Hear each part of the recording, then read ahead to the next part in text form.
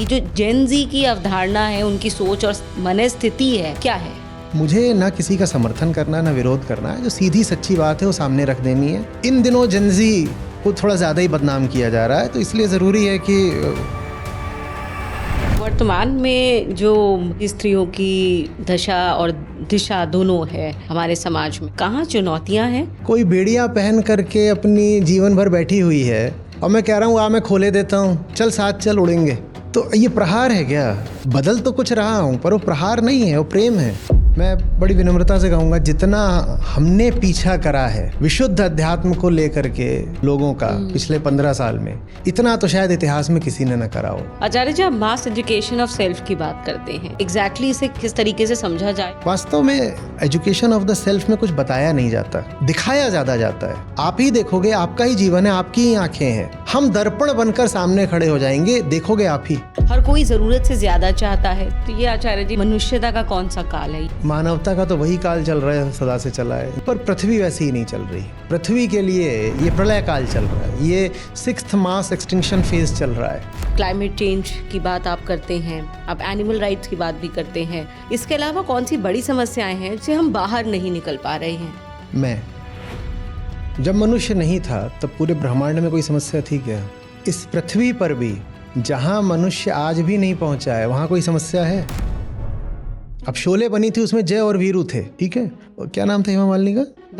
बसंती। अब बसंती और धनिया, इन दोनों की दोस्ती पर हमें कोई शोले आज तक दिखाई नहीं गई। ऐसी कोई देखी आपने? जय और वीरू की हो सकती है, बिल्कुल होगा, चड्ढी बदल आ रही है। महिलाओं की नहीं होती। कारण है क्योंकि महिला की दोस्ती भी अगर होनी है जीवन पर्यंत तो किसी पुरुष से ही होनी है। आप जो बातें करते हैं, आमतौर पर उन्हें उतने सीधे तरीके से कहने की हिम्मत सब लोग जुटा नहीं पाते हैं, लेकिन ये कहीं एक चुनौती भी बनता है। आचार्य जी, हाउ इट वाज? गुड। कितनी देर चला? अगर समय का पता नहीं चलता तो कन्वर्सेशन अच्छा था। सो अभी आप क्या एक्सरसाइजेज और वो करके? खेलता हूँ, जिम चला जाता हूँ। बट आपका जो रूटीन है उसमें टाइम निकालना तो बहुत ही बड़ा चैलेंज है। कुछ न खाने के लिए टाइम नहीं चाहिए होता ना, तो कुछ मत खाइए, वजन अपने आप कम हो जाएगा। एक्सरसाइज से वजन नहीं कम होता, एक्सरसाइज से स्ट्रेंथ आती है। वजन तो डाइट से ही कम होगा, डाइट सब कुछ है। And it taste even better, मतलब मेरे जैसा जो अभी यूज्ड टू नहीं है। इसमें कैलोरीज बहुत कम है दूध से, इसमें कोई हार्मोन्स नहीं है, एनिमल हार्मोन्स जो आप कैटल का हार्मोन होता है हमारी बॉडी में चला जाता है, वो नहीं है। कि हेल्थ बेनिफिट्स 1000 हैं और इसमें 4-5 अलग अलग तरीके के ऑप्शंस हैं डिपेंडिंग ऑन आप कितना थिक चाहते हैं इसको। ये ओट है तो ये आपको हल्का लग रहा होगा, आपको भारी चाहिए तो आप सोय ले लीजिए। Are you fond of chhola bhatura Acharya ji? Because I am diet fan of chhola bhatura. नहीं, आप छोला भटूरा खाइए पर फिर उसकी तैयारी करके खाइए। तैयारी ये करिए कि 15 घंटे पहले से खाना बंद कर दीजिए, या फिर ये कर लीजिए कि छोला भटूरा खाया है तो इसके 15 घंटे तक कुछ नहीं खाऊंगी, खा सकते हैं। 1000-1200 कैलोरी होती है वो।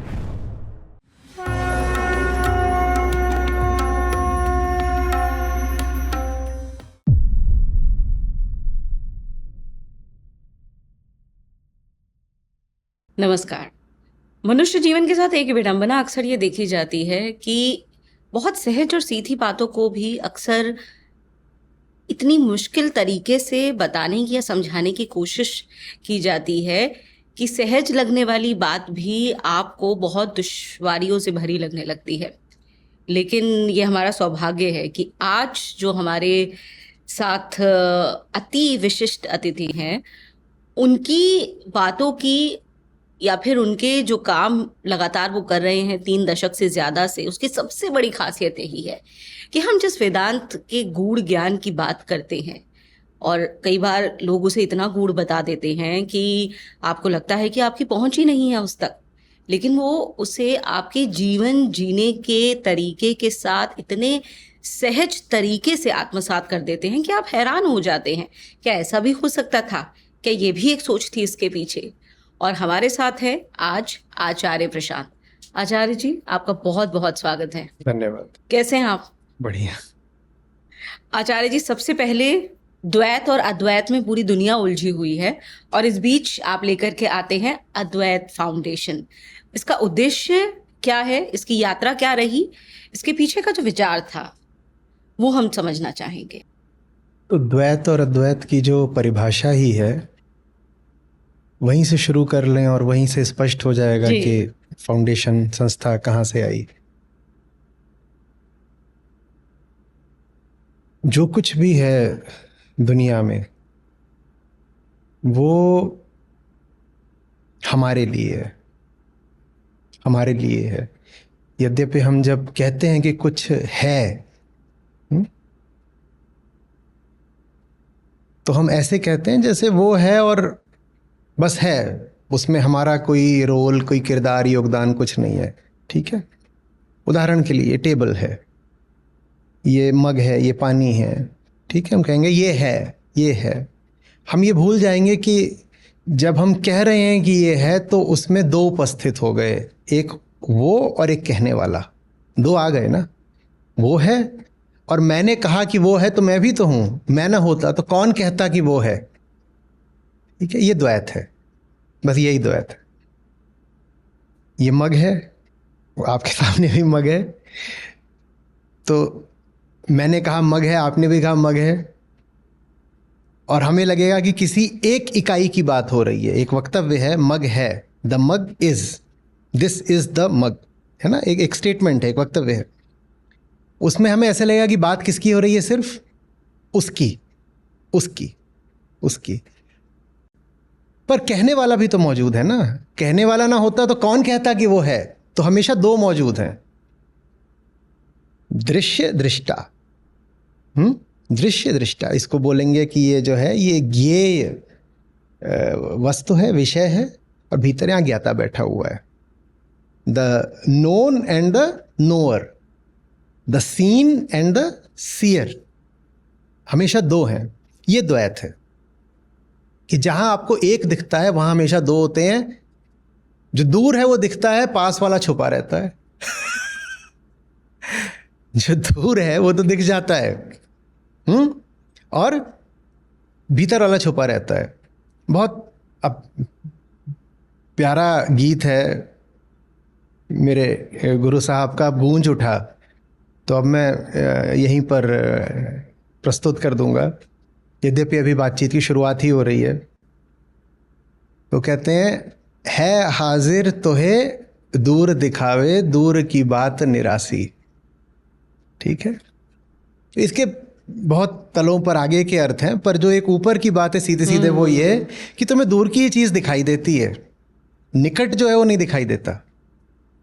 और इसी में मानवता का दुख छुपा हुआ है। आप कहते हो ये है, और अपने आप को छुपा जाते हो। ये नहीं बताते कि उसको देखने वाला मैं भी तो हूँ, मैं ना होता तो कौन कहता। ठीक है, साथ चलिएगा, मैं इसको सरल से सरल बनाने की कोशिश कर रहा हूँ। और अगर ये हम समझ गए तो द्वैत अद्वैत का सारा खेल सब समझ में आ जाएगा, एक बार में हमेशा के लिए समझ में आ जाएगा। अब ये जो भी है, अगर मैं एक आम इंसान हूँ तो मेरे लिए समस्या ही रहता है आमतौर पर। दुनिया में आपकी एक उम्र है, आपका अनुभव है, कुछ भी बता दीजिए जो कभी ना कभी आपके लिए समस्या न रहा हो, न कभी आपके लिए वो संभावित समस्या बन सकता हो। क्या ऐसा कुछ भी है? कुछ भी है क्या? कुछ भी नहीं है। तो मनुष्य के लिए बाहर जो कुछ होता है वो या तो समस्या होता है या फिर उस समस्या का विकल्प होता है। उदाहरण के लिए मग है, इसमें चाय नहीं पीनी तो पानी पी लो। या तो जो बाहर है वो समस्या है या समस्या का विकल्प है, और जो विकल्प लग रहा है आज इस समस्या का, कल को वो विकल्प ही क्या बन जाएगा? समस्या, एक नई समस्या बन जाएगा। बहुत बढ़िया, बहुत बढ़िया, आप साथ हैं मेरे। तो ये सब हैं और ये मेरे लिए हैं, और ये जो कुछ है वो समस्या है। हम दो बातों पर पहुंचे हैं अभी। जो भी हम कहते हैं कि है वो एक नहीं है, वो दो है, एक वो और एक उसको देखने वाला। हम हमेशा कहते हैं बाहर पेड़ है, पेड़ तो पेड़ अकेला नहीं है। अकेला पेड़ होता तो कौन कहता कि पेड़ है? तो पेड़ है और तुम हो, दो हैं। पेड़ हो और तुम हो, दो हैं। और जो पेड़ है वो कभी ना कभी तुम्हारे लिए या तो समस्या बनेगा या कुछ और बनेगा, या फिर किसी समस्या का विकल्प बनेगा, समाधान बनेगा। ये समाधान अगली समस्या बन जाएगा। ये द्वैत है। मैं अहंकार हूं, दुनिया के समस्त विषय मेरे लिए हैं, और जो भी विषय हैं उन्हें मेरे लिए समस्या ही बनना है, क्योंकि मैं अहंकार हूं। अहंकार के लिए सब विषय समस्या ही हैं। विषय माने ऑब्जेक्ट्स, ये सब जो मग है, पेड़ है, दीवार है, स्त्री है, पुरुष है, ये सब समस्याएं हैं। ये शेल्फ है, ये किताबें हैं, ये सब सामान चीज़ें रखी हैं, मेज़ है, ये कुछ सब भी और होना उसके लिए समस्या है। समस्या है। इन्हीं को हम विषय या ऑब्जेक्ट्स बोलते हैं। मैं आगे भी शायद विषय शब्द का इस्तेमाल करूं कभी। तो विषय माने ऑब्जेक्ट, जो भी मुझे दिखाई दे रहा है। ये द्वैत है, दो का होना, द्वैत, दो का होना, दो। और मैं दोनों को ही सच मानता हूं। मैं कहूंगा पेड़ है और मैं हूं, और हम दोनों ही सच हैं। दोनों को ही सच मानना, दो सत्यों में विश्वास करना, ये द्वैत है। उसमें से दो सत्य क्या है? एक उधर, एक इधर, एक उस छोर पर, एक इस छोर पर, एक फार एंड पर, एक नियर एंड पर। दो ध्रुव हैं, है ना? एक उधर, एक इधर, और दोनों को मैं कह रहा हूं सच है। जीव भी सच है, जगत भी सच है। मैं भी सच हूं, वो भी सच है। और ज्यादातर जब मैं कहता हूं वो है, तो मैं जगत का नाम लेता हूं, स्वयं को छुपा जाता हूं। ये द्वैत है। और द्वैत माने बहुत सारी समस्याएं, क्योंकि द्वैत के एक छोर पर हमेशा अहंकार बैठा है, और अहंकार जब भी होगा तो दूसरे छोर पर समस्या होगी। अहंकार माने घमंड नहीं, अहंकार माने अहंता, अस्मिता, मैं होने का भाव। मैं हूं, इसको अहंता कहते हैं। मैं हूं, आई एमनेस, मैं हूं। The psychic self, the psychic self, जो मनोवैज्ञानिक मैं है, शारीरिक मैं नहीं। घुटना मैं नहीं बोलता, लिवर मैं नहीं बोलता, कुछ और है भीतर से जो मैं बोलता है, उसे अहंकार कहते हैं। शरीर जो बोले वो अहंकार नहीं है। कोई और भीतर जो बैठा है, जब वो मैं बोलता है तो उसको कहते हैं अहंकार, उसको अहंकार बोलते हैं। तो ये द्वैत हो गया, जिसके एक छोर पर सदा अहंकार होता है और दूसरे छोर पर कुछ भी और हो सकता है। दूसरे छोर पर कुछ भी और हो सकता है, एक छोर पर लेकिन सदा अहंकार होगा। और अहंकार अगर होगा इस छोर पर, मैं अगर अहंकार हूं, तो मेरे जीवन में क्या होंगी? सिर्फ समस्याएं होंगी। समस्याएं कैसे हटाऊं? इसके लिए फिर अद्वैत आता है। अगर मैं अहंकार हूं तो दो ध्रुव होंगे, टू पोल्स। और अगर मैं अहंकार हूं तो वो दूसरे पोल पर, दूसरे ध्रुव पर जो भी है वो समस्या बनेगी। समस्याओं से अगर मुक्ति चाहिए तो फिर क्या करें? ये जो भीतर बैठा है इसको हटाओ, इसको हटाओ। ये अद्वैत है। अद्वैत का मतलब है अहंकार को हटाना। अहंकार हट गया तो जो शेष रहता है उसी को अद्वैत कहते हैं। अहंकार हटा तो जो शेष है उसको अद्वैत कहते हैं। ठीक है? तो अद्वैत मेरे लिए कोई दर्शन नहीं है, कोई वाद नहीं है। अहंकार मेरे लिए मनुष्यता की व्यवहारिक, आज की समकालीन समस्याओं का समाधान है। इसलिए गया अद्वैत की ओर। इसलिए नहीं कि मेरी कोई दार्शनिक अभिरुचि थी और मुझे सिद्धांतों से खेलना अच्छा लगता था, कि मेरा आध्यात्मिक रुझान था और मैं वेदांत में गहरे गोता मारना चाहता था, सिर्फ इसलिए कि उसमें कोई पारलौकिक बात हो रही है, पराभौतिक बात हो रही है, या कि मुझे मेरी व्यक्तिगत मुक्ति चाहिए थी, कोई व्यक्तिगत निर्वाण या इनलाइटनमेंट, कैवल्य, वो सब चलता है ना। वो संबोधि आदि चाहिए थे ना। मुझे संबोधि चाहिए ना समाधि चाहिए। मैं इंसान को देखता हूँ, उसकी ज़िंदगी को देखता हूँ, मुझे अच्छा नहीं लगता कि लोग दुख में हैं। बस इतनी सी बात है। और लोग दुख में हैं, उसका कारण दार्शनिक है। इस वजह से मैं दर्शन की ओर मुड़ा। दर्शन मेरे लिए अंत नहीं है, उपाय है। दर्शन मेरे लिए साध्य नहीं, साधन है। वो रो रहा है और मैं समझना चाहता हूँ क्यों रो रहा है, क्योंकि उसको चुप कराने के बहुत तरीके मैंने आजमाए। वो चुप नहीं हो रहा है, और वही नहीं रो रहा, हर कोई रो रहा है। जो नहीं रो रहा वो रोने की तैयारी कर रहा है। जो हंस रहा है वो भीतर से रो रहा है, समझ रहे हैं? जो सुख में है वो दुख से डरा हुआ है। जो सुख में है वो सुख को पकड़ रहा है, क्योंकि उसे पता है सुख कभी भी छिन सकता है। तो ले दे के हर आदमी दुखी है। गौतम बुद्ध का पहला आर्य सत्य ही यही था, सर्वम दुखम, सब दुख है, जीवन ही दुख है। जन्म दुख है, जीवन दुख है, जरा दुख है, मृत्यु दुख है। तो इतना दुख है क्यों? इसका जब मैंने अन्वेषण करा तो पता चला दुख माने द्वैत। और फिर जब मैं दर्शन में घुसा तो मैंने कहा ये जो मैं देख रहा था, ये बात तो सीधे सीधे शास्त्रों में लिखी हुई है कि द्वैत ही दुख है, द्वैत ही दुख है। जब द्वैत ही दुख है तो फिर खड़ा होता है अद्वैत। और अद्वैत माने कुछ होता नहीं। अद्वैत माने जो कुछ है उसको हटाओ, भीतर जो कुछ है उसको हटाओ। अद्वैत माने कोई ज्ञान नहीं होता।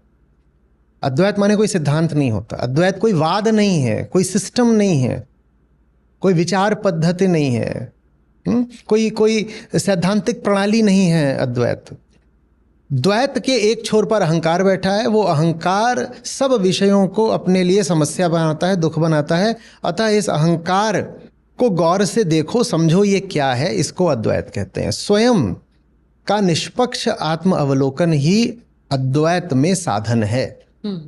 आप खुद को देखते हो और भीतर जो गड़बड़ होती है वो जाहिर हो जाती है, उस पर रोशनी पड़ती है, उद्घाटित हो जाती है, दिख जाता है भीतर क्या क्या गड़बड़ चल रही थी। वो गड़बड़ जब दिख जाती है तो घटने लग जाती है। ये अद्वैत है। और यही काम करने के लिए फिर उस संस्था की स्थापना हुई जिसका आपने उल्लेख किया। बस यही है। आचार्य जी, निरंतर हम उन्हीं समस्याओं की चक्की में पिसते रहते हैं। विकल्प हम ढूंढने की कोशिश करते हैं। वेदांत मुझे लगता है उसमें एक बहुत ही सशक्त और प्रभावशाली विकल्प के तौर पर उतरा, लेकिन उसके साथ भी चुनौतियां ये बना दी गई कि उसे समझने के लिए आपको एक बहुत अलग प्रकार का शायद एक अलग तरह की आपको बुद्धि चाहिए होगी उसे समझने के लिए। इतना गूढ़ बना दिया गया उसे कि एक बहुत अलग समझ की ज़रूरत पड़ेगी। यानी कि वो चीज़ जो दरअसल समस्याओं के निस्तारण के लिए था, अगर उसको सहज तरीके से समझा या समझाया जाता, वो बहुत ही गूढ़ बना दिया गया, अनरीचेबल बना दिया गया। आपके साथ जो सबसे एक अच्छी बात है जो लोग समझते हैं, जो आपके 10,000 घंटों से ज़्यादा के संवाद और सत्र हैं पूरी दुनिया में, उसमें एक सबसे अच्छी बात यही है कि वो बहुत व्यवहारिक है, बहुत सहज है। एक आम व्यक्ति अगर शुरू से भी शुरू करना चाहे तो वो ये समझ सकता है और देख सकता है कि वो कहाँ खड़ा हुआ है इस वक्त। तो ये मैं समझना चाहूँगी कि ये जो हम विषमता दरअसल बना देते हैं समस्या और समाधान के बीच, ये क्यों होनी चाहिए? ताकि अहंकार साबुत रह सके, इसलिए होनी चाहिए। मैं कुछ समझना चाहता नहीं। बात जटिलता की नहीं है, बात मेरी बौद्धिक क्षमता की कमी की नहीं है, बात मेरी नीयत की है। मैं कौन हूँ? मैं अहंकार हूँ। जो बात कही जा रही है अगर मैंने समझ ली सचमुच तो मैं ही नहीं बचूंगा, तो मुझे कुछ तो बहाना लगाना पड़ेगा ना। तो मैं बहाना क्या लगाता हूँ? बात इतनी जटिल है, इतनी जटिल है कि मुझे समझ में आ नहीं रही है। बात तो बहुत सीधी है। कुल अद्वैत जो था अभी थोड़ी देर पहले हमने समझ लिया, उतना ही है। उसके आगे तो फिर अपनी ईमानदारी है कि उसको आप जीवन में आने देते हो कि नहीं आने देते हो। बौद्धिक तल पर मैं कई बार कहा करता हूँ सब अपने छात्रों से कि अगर आप 10वीं 12वीं के एक गंभीर छात्र हैं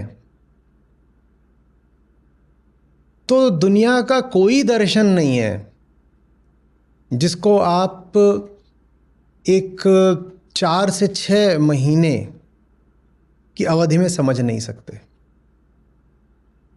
उसमें कितनी मेधा चाहिए, कितनी बुद्धि, कितनी IQ, कितनी प्रज्ञा चाहिए, उतनी ही जितनी कि एक कुशाग्र 10वीं 12वीं के छात्र में होती है। समय कितना चाहिए? 4 से 6 महीने।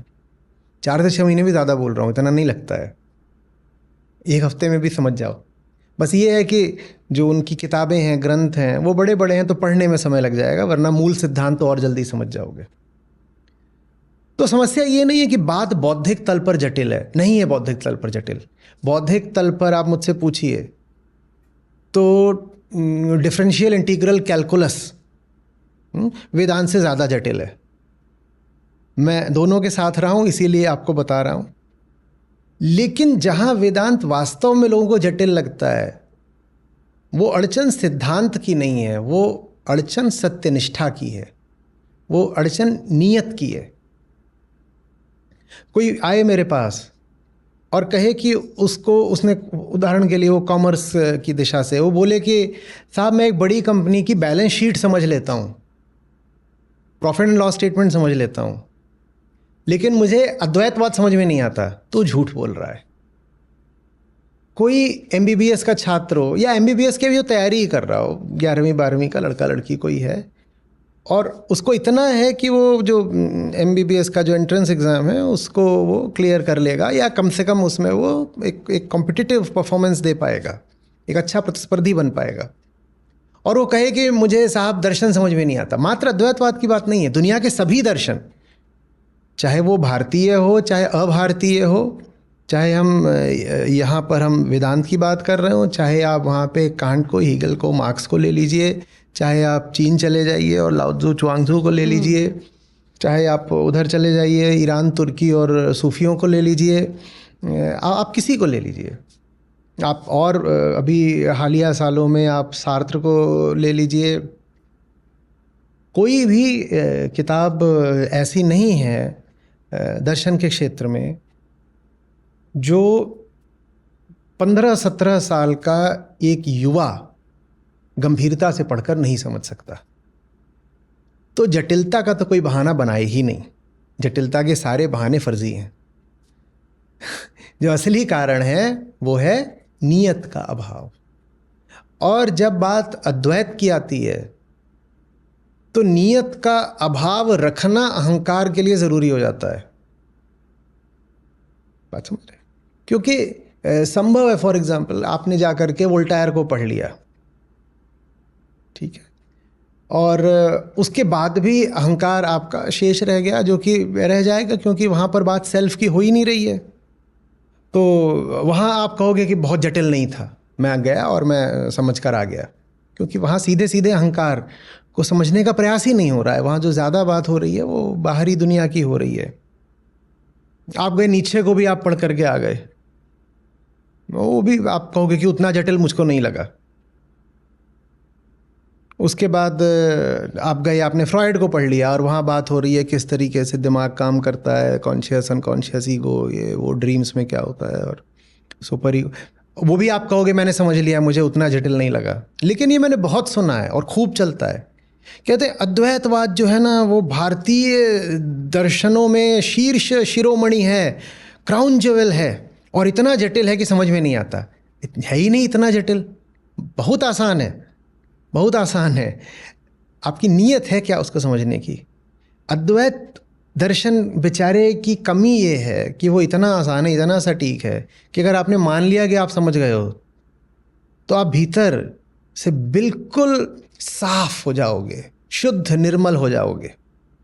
और अहंकार ना शुद्ध होना चाहता ना निर्मल होना उसको, तो वो अद्वैत को मानने से इनकार करता है। ऐसा नहीं को समझ में नहीं आया, समझ नहीं आया, ना ना ना ना, एक्नॉलेजमेंट की कमी है। अभी स्वीकृति नहीं देगा कि मैंने समझा। समझ तो सब गया है, बौद्धिक तल पर समझ जाएगा, लेकिन उसको वो आंतरिक स्वीकृति नहीं देगा। ये अड़चन आ जाती है, और वरना कोई अड़चन नहीं। अभी हमने बात करी अद्वैत क्या ऐसा है। अभी यहाँ पर बोलता रहा हूँ, 10वीं का बोर्ड देने जा रहा हो कोई लड़का, उसको बैठा दीजिए, वो भी समझ जाएगा। मैं यहाँ तक भी खतरा उठाने को तैयार हूँ, मैं कहूँ 8वीं का बच्चा भी समझ सकता है, मैंने समझाया है। समझ लेते हैं। और 8वीं वाले में अपेक्षाया ज़्यादा ईमानदारी भी होती है। वो अगर समझता है तो वो उसके जीवन में स्वतः उतर भी आता है। ये जब हम बड़े हो जाते हैं ना तो हमारे बहुत जगहों पर निवेश फंस जाते हैं, फिर हमारे लिए मुश्किल हो जाता है सच्चाई को स्वीकारना। और अद्वैत की खूबी ये है कि वो ऐसे आपको उठा करके नाक की सीध में ले जा करके सच्चाई पे रख देता है। ये हमसे बर्दाश्त नहीं होता। तो फिर हमने अद्वैत के ऊपर एक तरह का इल्ज़ाम लगा दिया कि बहुत जटिल है, बहुत जटिल है। जटिल वगैरह कुछ नहीं है। आचार्य जी, आप विश्व के सबसे प्रतिष्ठित कहे जाने वाले, सबसे पुराने भी और सबसे प्रतिष्ठित भी कहे जाने वाले संस्थानों में गए हैं, जो अपनी उच्चतम शैक्षणिक योग्यता के लिए भी जाने जाते हैं, दूसरे सामाजिक मानदंड भी हैं। वहाँ पर जाकर आपने कई बातें ऐसी रखी हैं मुखर होकर के, जो वर्तमान की वैश्विक समस्याओं को बड़े अच्छे तरीके से मुखर होकर के संबोधित करती है। मतलब गीता आप सिर्फ पढ़ा नहीं रहे हैं, आप जो वर्तमान में मुझे लगता है बहुत व्यवहारिक पक्ष है रख रहे हैं। आप अगर हम भौगोलिक परिदृश्य में देखें, आप क्लाइमेट चेंज की बात आप करते हैं, आप एनिमल राइट्स की बात भी करते हैं। ये वो चुनौतियां हैं जिसके साथ मुझे लगता है मानव सभ्यता एक लंबे समय से अभी लड़ाई लड़ रही है। इसके अलावा कौन सी बड़ी समस्याएं हैं जो आपको लगता है वैश्विक परिदृश्य पे लगभग एक जैसी है सभी देशों के लिए, या फिर अगर मैं कहूँ संपूर्ण तौर पर मानव सभ्यता के लिए, और उससे हम बाहर नहीं निकल पा रहे हैं? हम जिससे बाहर नहीं निकल पा रहे हैं वो हमारे अंदर है। दुनिया की जितनी भी बड़ी समस्याएं हैं वो वास्तव में हमारे बड़े इनकार का ही सूचक है, नहीं तो कोई समस्या होनी नहीं चाहिए थी। चलिए मैं आपसे कुछ पूछता हूँ, जब मनुष्य नहीं था तब पूरे ब्रह्मांड में कोई समस्या थी क्या? इस पृथ्वी पर भी जहाँ मनुष्य आज भी नहीं पहुंचा है वहाँ कोई समस्या है? और कोविड में तो इसका एक ट्रेलर देखा लोगों ने, है ना? खुश थे। सब खुश थे। जंगल में जो पशु घूम रहे हैं, मनुष्य ही जाकर के उनका जंगल खराब ना करते तो पशुओं को कभी कोई समस्या हुई है? वो आपस में कभी समस्या में रहते हैं? हाँ ठीक है, शेर हिरण को मार देता है, हिरण को तात्कालिक दुख होता है, ठीक है, जो अपनी उनके फूड चेन का हिस्सा है। उसके बाद हिरण जो बचे हुए हैं वो इस बात को स्मृति में रख करके जीवन भर ना विलाप करते रहते हैं, ना शेरों के विरुद्ध गिरोहबंदी करते हैं, ना वो अपनी एक पहचान बना लेते हैं कि हम वो हैं जिन्हें शेरों का खात्मा करना है। ऐसा तो कुछ भी नहीं होता। और शेर का भी अगर पेट भरा हुआ है तो हिरण सामने से निकल जाए वो आक्रमण नहीं करेगा। दुनिया में कहाँ कोई समस्या है। जिन जगहों पर इंसान कम पहुंचा है, जानते हैं उन जगहों को हम क्या बोलते हैं? पर्यटन स्थल। वो पर्यटन स्थल सिर्फ इसलिए क्योंकि इंसान अभी वहाँ कम पहुंचा है, और इंसान जब वहाँ ज़्यादा पहुंच जाता है तो पर्यटन स्थल बर्बाद हो जाता है। आप सोचिएगा पर्यटन स्थल की परिभाषा ही क्या है। कोई भी जगह रमणीक हो सकती है, सुंदर हो सकती है, बशर्ते अभी वहाँ इंसान ना पहुंचा हो। ये भी हम जहाँ बैठे हुए हैं, ये जगह कभी एक जंगल थी, ठीक है, और इतना खूबसूरत जंगल थी कि हम यहाँ टूरिज्म के लिए आते। कोई भी जगह पर्यटन स्थल हो जाएगी अगर वहाँ इंसान नहीं है तो। साधारण सी साधारण जगह भी, नदी है, साधारण जंगल है, साधारण पहाड़ है, कुछ भी है, साधारण लंबा चौड़ा घास का मैदान है। जो अफ्रीका में वही होते हैं, हम देखने जाते हैं जंगल सफारी करने, फिर वहाँ हमें जिब्रा दिख जाता है, लायन दिख जाता है। वो है क्या? वो घास का मैदान ही तो है, और क्या है।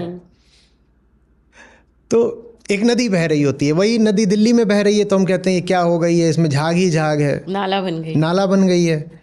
और वही नदी जब हिमालय से उतर रही होती है तो उसके बगल में बैठ जाते हैं, हम कहते हैं कितनी खूबसूरत है। ट्रैक करके देखने जाते हैं, ट्रैक करके हम देखने जाते हैं कि वहाँ नदी तो वही है ना, बस इंसान ने तबाह कर दी। तो सारी तबाही इंसान के भीतर से निकल रही है, और वही है असली समस्या, वो जो इंसान के भीतर बैठा हुआ है। इस बात को हम क्यों मानने से इनकार कर रहे हैं, मुझे बिल्कुल समझ में नहीं आता। मैं कई बार लोगों का मुंह देखता हूँ, कहता हूँ इतनी सीधी सी बात बोलिए, मान क्यों नहीं लेते हो? क्या समस्या आ गई है? पर वो बहस करेंगे, इधर उधर की 100 बातें करेंगे, भारत में बाहर भी। मैं इतनी छोटी सी बात बोल रहा हूँ, मैं बोल रहा हूँ इंसान अगर सीधा होता, इंसान अगर सरल होता तो क्या दुनिया में कोई भी समस्या होती? नदियाँ सुंदर होती, पहाड़ सुंदर होते, रिश्ते सुंदर होते, व्यवस्थाएं सुंदर होती, सब सुंदर होता ना। पर तुम बार बार बोलना चाहते हो कि जटिलता बाहर है, समस्या बाहर है, कारण बाहर है, आक्रांता बाहर है, शोषक बाहर है, उत्पीड़क बाहर है, दुश्मन बाहर है। सचमुच बाहर है क्या? तुम ही हो, तुम ही हो अपने शत्रु, तुम ही हो अपने उत्पीड़क। हम ये मानने को तैयार नहीं होते हैं। अब क्या होता है, बाहर अलग अलग जगहों पर अलग अलग कालों में समस्याओं के रूप, रंग, आकार, प्रकार, नाम बदलते रहते हैं। तो हमको ये और गुमान हो जाता है कि समस्या कोई बाहरी चीज़ है। देखो एक समस्या हटी, दूसरी समस्या आ गई, जैसे कि ये समस्याएं किसी और अंतरिक्ष से आती हों।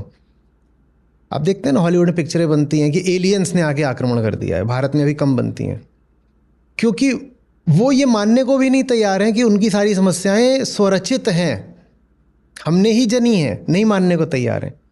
तो अब वो सभ्यता के और समृद्धि के, विकास के उस सोपान पर पहुंच गए हैं जहां वो खुद को ये भरोसा दिलाते हैं कि पृथ्वी पर आक्रमण एलियन करने वाले हैं। पृथ्वी पर आक्रमण तो हुआ है, पर वो एलियंस ने नहीं करा है, वो इंसानों ने करा है।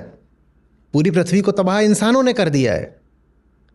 वही है समस्या, उसको हटा दीजिए तो छोटी से छोटी और बड़ी से बड़ी समस्या हट जाएगी। और समस्याएं सब एक सी होती हैं, छोटी बड़ी क्या होती हैं। एक आदमी है, उसका जो अपना निजी जीवन है, उसका दाम्पत्य जीवन, पारिवारिक जीवन, जो भी उसके रिश्तों की, प्रेम की कथा कहानी है, वो ठीक नहीं चल रही है। वो उलझा हुआ है, वो खोखला और घायल और चोटिल है भीतर से। वो बाहर जाके पूरी दुनिया तबाह कर देगा, पूरी दुनिया तबाह कर देगा। फिर हम कहेंगे बाहर उसने बहुत बड़ी समस्या कर दी। भाई वो बहुत बड़ी समस्या एक बहुत छोटी समस्या से आ रही थी। वो ये थी कि उसके उसके साथी के साथ रिश्ते ठीक नहीं थे। कितने ही ऐसे बर्बर आक्रांता हुए हैं जिन्होंने दुनिया में लाखों लोगों को या तो कष्ट दिया या मौत दी। आप अगर उनकी जीवनी पर जाएंगे, किसी और ने उनकी कथा लिखी हो या आत्मकथा, तो आपको पता चलेगा ये लोग अपने निजी जीवन में बड़े दुखी लोग थे। और निजी जीवन का ये दुख था जिसने उनको बाहर इतना क्रूर बना दिया। अब आप कहोगे बाहर जो हो रहा है वो बड़ी समस्या है, क्योंकि वहाँ आप गिनोगे कि उस आदमी ने 70,000 लाशें गिरा दी। वो जो बाहर हो रहा है, वो जो उसके घर में चल रहा है, वहाँ से आ रहा है। तो कोई समस्या छोटी बड़ी नहीं होती, क्योंकि सब समस्याएं एक ही बिंदु से आ रही होती हैं, जिसका क्या नाम है? आदमी के भीतर का अंधेरा। उसी को अविद्या कहते हैं, उसी को अज्ञान कहते हैं, उसी को अहंकार कहते हैं, अंधकार कहते हैं। वही है वो। उसको आप ठीक कर दीजिए तो छोटी बड़ी सब समस्याएं सब एक साथ हट जाती हैं या कम होने लग जाती हैं। हम लेकिन उसकी बात नहीं करना चाहते, हम दुनिया की और सब बातों की बात करना चाहते हैं। हम कहते हैं कि उदाहरण के लिए क्लाइमेट क्राइसिस, हम कहते हैं कि अरे कार्बन फुटप्रिंट इतना बड़ा हो गया, ऐसा हो गया, वैसा हो गया। अब मुझे मेरे पड़ोसी से ईर्ष्या है, इसको तो हम छोटी समस्या मानते हैं कि हर आदमी में थोड़ी बहुत ईर्ष्या होती है, किसी में ज़्यादा होती है। अब उससे आपको ईर्ष्या है तो इसलिए उसने अगर एक गाड़ी खरीदी तो आप 2 गाड़ी खरीदोगे। उसके घर में 3 एसी हैं तो आप कहोगे मुझे 5 चाहिए। उसका घर 2 मंजिल का है, आप कहोगे मुझे 3 मंजिल का चाहिए। वो मालदीव्स गया था टूरिज्म पे तो आपको स्विट्ज़रलैंड जाना है। और अब कार्बन फुटप्रिंट बड़ा हो रहा है कि नहीं हो रहा है आपका? तो बताइए, ये जो कार्बन फुटप्रिंट भी है, ये छोटी चीज़ों से निकल रहा है कि नहीं निकल रहा है? छोटी चीज़ ये ईर्ष्या है, ये करना है, वो करना है। घर का बच्चा जाता है कोचिंग पढ़ने और वहाँ तनाव के कारण वो अपने आप को कुछ नुकसान कर लेता है, हो सकता है आत्महत्या ही कर ले। हम कहते हैं बहुत बड़ी घटना घट गई, बड़ी दुखद घटना घट गई। बिल्कुल घट गई, बहुत दुखद बात है। पर ये मत भूलो कि तुमने ही उस बच्चे को विवश किया था कि तू जाकर के इंजीनियरिंग की तैयारी कर, क्योंकि बुआ का लड़का IIT पहुँच गया था। तो ये जो आपकी तुलना करने की जो वृत्ति है, इसे स्पृहा है, ये जो स्पृहा है, इसने उस बच्चे की जान ली। अब बच्चों की जान चली जाती है इस पूरी चीज़ में। इसको तो हम बड़ी समस्या कह देते हैं, है भी, पर वो जो छोटी समस्या है उसको हम भूल जाते हैं जहाँ से वो बड़ी समस्या पैदा हुई। छोटी समस्या क्या थी? तुलना, ईर्ष्या, आत्म अज्ञान। वो सारी जो समस्याएं हैं ना, वो यहाँ से निकल रही हैं। वो उसको हल कर दीजिए तो छोटी समस्या हटेगी, फिर बड़ी समस्या, ये सब एक साथ हट जाते हैं। छोटा बड़ा सब एक है, क्योंकि सबका केंद्र एक है, सेंटर एक है, ओरिजिन एक है। लेकिन कोई इस पर बात क्यों नहीं करना चाहता फिर आचार्य जी? सब बाहर की तरफ भागना चाहते हैं, बाहर की तरफ जाने ये मत वाली कहिए, यात्राएं करना चाहते हैं। कोई भी, चाहे समाधान हो, चाहे यात्रा हो, चाहे दर्शन हो, कोई भी अंतर्मुखी नहीं चाहता है। एवरीबडी इज गोइंग नहीं, आउटवर्ड। दर्शन हैं भीतर की ओर लाने वाले, दर्शन हैं। बहुतों ने बात करी है, बात करने वाले सदा से रहे हैं। प्रश्न ये नहीं है कि कोई बात क्यों नहीं करना चाहता, प्रश्न ये है कि कोई सुनना क्यों नहीं चाहता। बात करने वाला तो इधर से है, उधर से सुनने वाला नहीं मौजूद है। अब वेदांत कह रहे थे, अद्वैत कह रहे थे कि उन्होंने बात नहीं करी है। क्या वो पुस्तकें उपलब्ध नहीं है? उपलब्ध है, उनको बोलने वाले भी रहे हैं। उन्होंने इतनी कोशिश करी है, ज्ञानियों ने, संतों ने बाकायदा गीत गाए हैं इसी बातों के, कि मोह को कहाँ ढूंढे रे बंदे, मैं तो तेरे पास में, खुद को देखो। इसको लेकर के तो कितनी बात कही गई है। अपने आप को देखो, इस पर देखो, तो अपने माही टटोल, तेरा साईं तुझ में है, जो चकमक में आग, कितनी बातें बोली गई हैं। तो क्या बोलने वालों ने बोली नहीं है? प्रश्न ये होना चाहिए कि सुनने वालों ने सुनी क्यों नहीं है? सुनने वाले सुनने से क्यों इतना इनकार करते हैं? तो उसका हम क्या कर सकते हैं? सुन लेते हैं, ज़बरदस्ती भी सुनवा दो। पर अब अगर जीवन में अपने प्रति प्रेम ही नहीं है तो इस प्रेम की कमी का क्या इलाज है? तो कहाँ से आएगा प्रेम? ये तो चुनाव की बात है ना, कहीं से नहीं आ सकता, बस हाँ बोलनी पड़ती है। अब हम हाँ नहीं बोल रहे तो इसके लिए तो बस प्रार्थना करी जा सकती है, प्रतीक्षा करी जा सकती है कि किसी दिन आप हाँ बोलें। देखिए, ज्ञान एक तरह का प्रेम प्रस्ताव होता है, ज़बरदस्ती नहीं किया जा सकता। जैसे कोई आकर के आपको प्रपोज करता है ना लव में कि आई लव यू, अब ज़बरदस्ती नहीं किया जा सकती, इंतज़ार किया जा सकता है भाई कि सामने वाला भी हाँ बोल दे, क्या पता। तो इसी तरीके से दर्शनों ने, ज्ञानियों ने जा कर के प्रस्ताव रखा है जनता के सामने कि देखो ये सच्चाई है, लेकिन हम तुम पर इसको थोप नहीं सकते। ये तो तुम खुद ही जब मानोगे तो तुम्हारे जीवन में उतरेगा। ये तो तुम्हारी स्वीकृति से ही तुम्हारे जीवन में उतर सकता है। अब वो लोग हाँ नहीं बोल रहे हैं तो बस प्रतीक्षा है और प्रार्थना है, इतना ही करा जा सकता है। अब 100 मिलियन से ऊपर जो हमारा जो पूरा सोशल मीडिया फुटप्रिंट है वो हो गया है। जो सिर्फ हिंदी चैनल है वो लगभग 61 मिलियन का होने को है। सब मिला दें अगर कि कितने लोगों ने आज तक मेरी बात सुनी है, भले ही थोड़ी देर के लिए, तो वो आंकड़ा आएगा पता नहीं कितना, 15 बिलियन 20 बिलियन आएगा। पृथ्वी की आबादी से ज़्यादा आएगा। यूट्यूब पर ही शायद मेन चैनल पर ही 8 बिलियन तो हो गया होगा, कितना है, ऐसे ही कुछ हो गया है।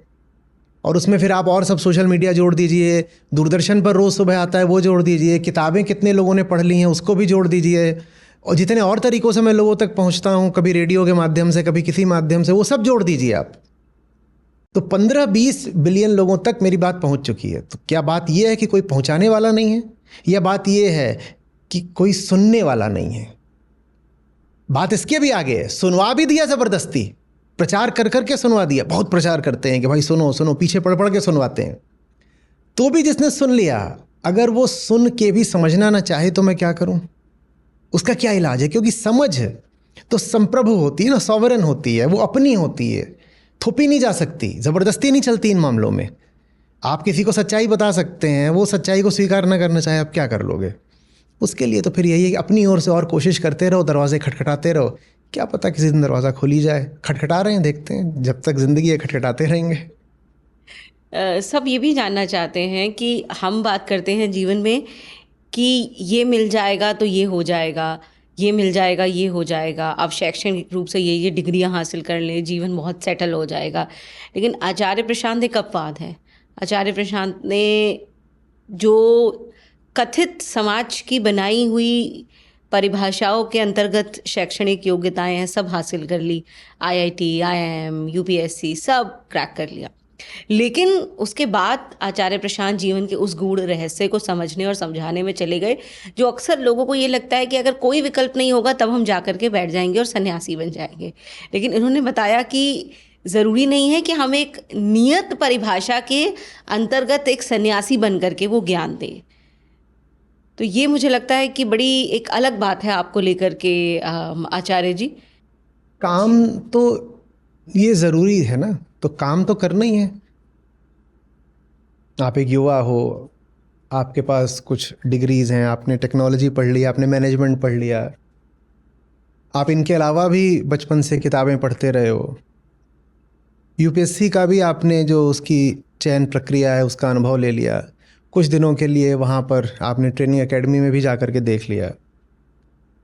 मोटे तौर पर आप समझ गए जल्दी ही कि ये मामला किस ओर को जा रहा है। फिर आपने कॉरपोरेट में 3-4 जगह कुछ समय के लिए नौकरी भी करके देख लिया। आपको दिखाई दे रहा है कि ये धारा बहती किधर को है, और आपको ये भी दिखाई दे रहा है कि एक बहुत ज़रूरी काम है जिसको करने वाले बहुत कम लोग हैं, या शायद कोई नहीं है।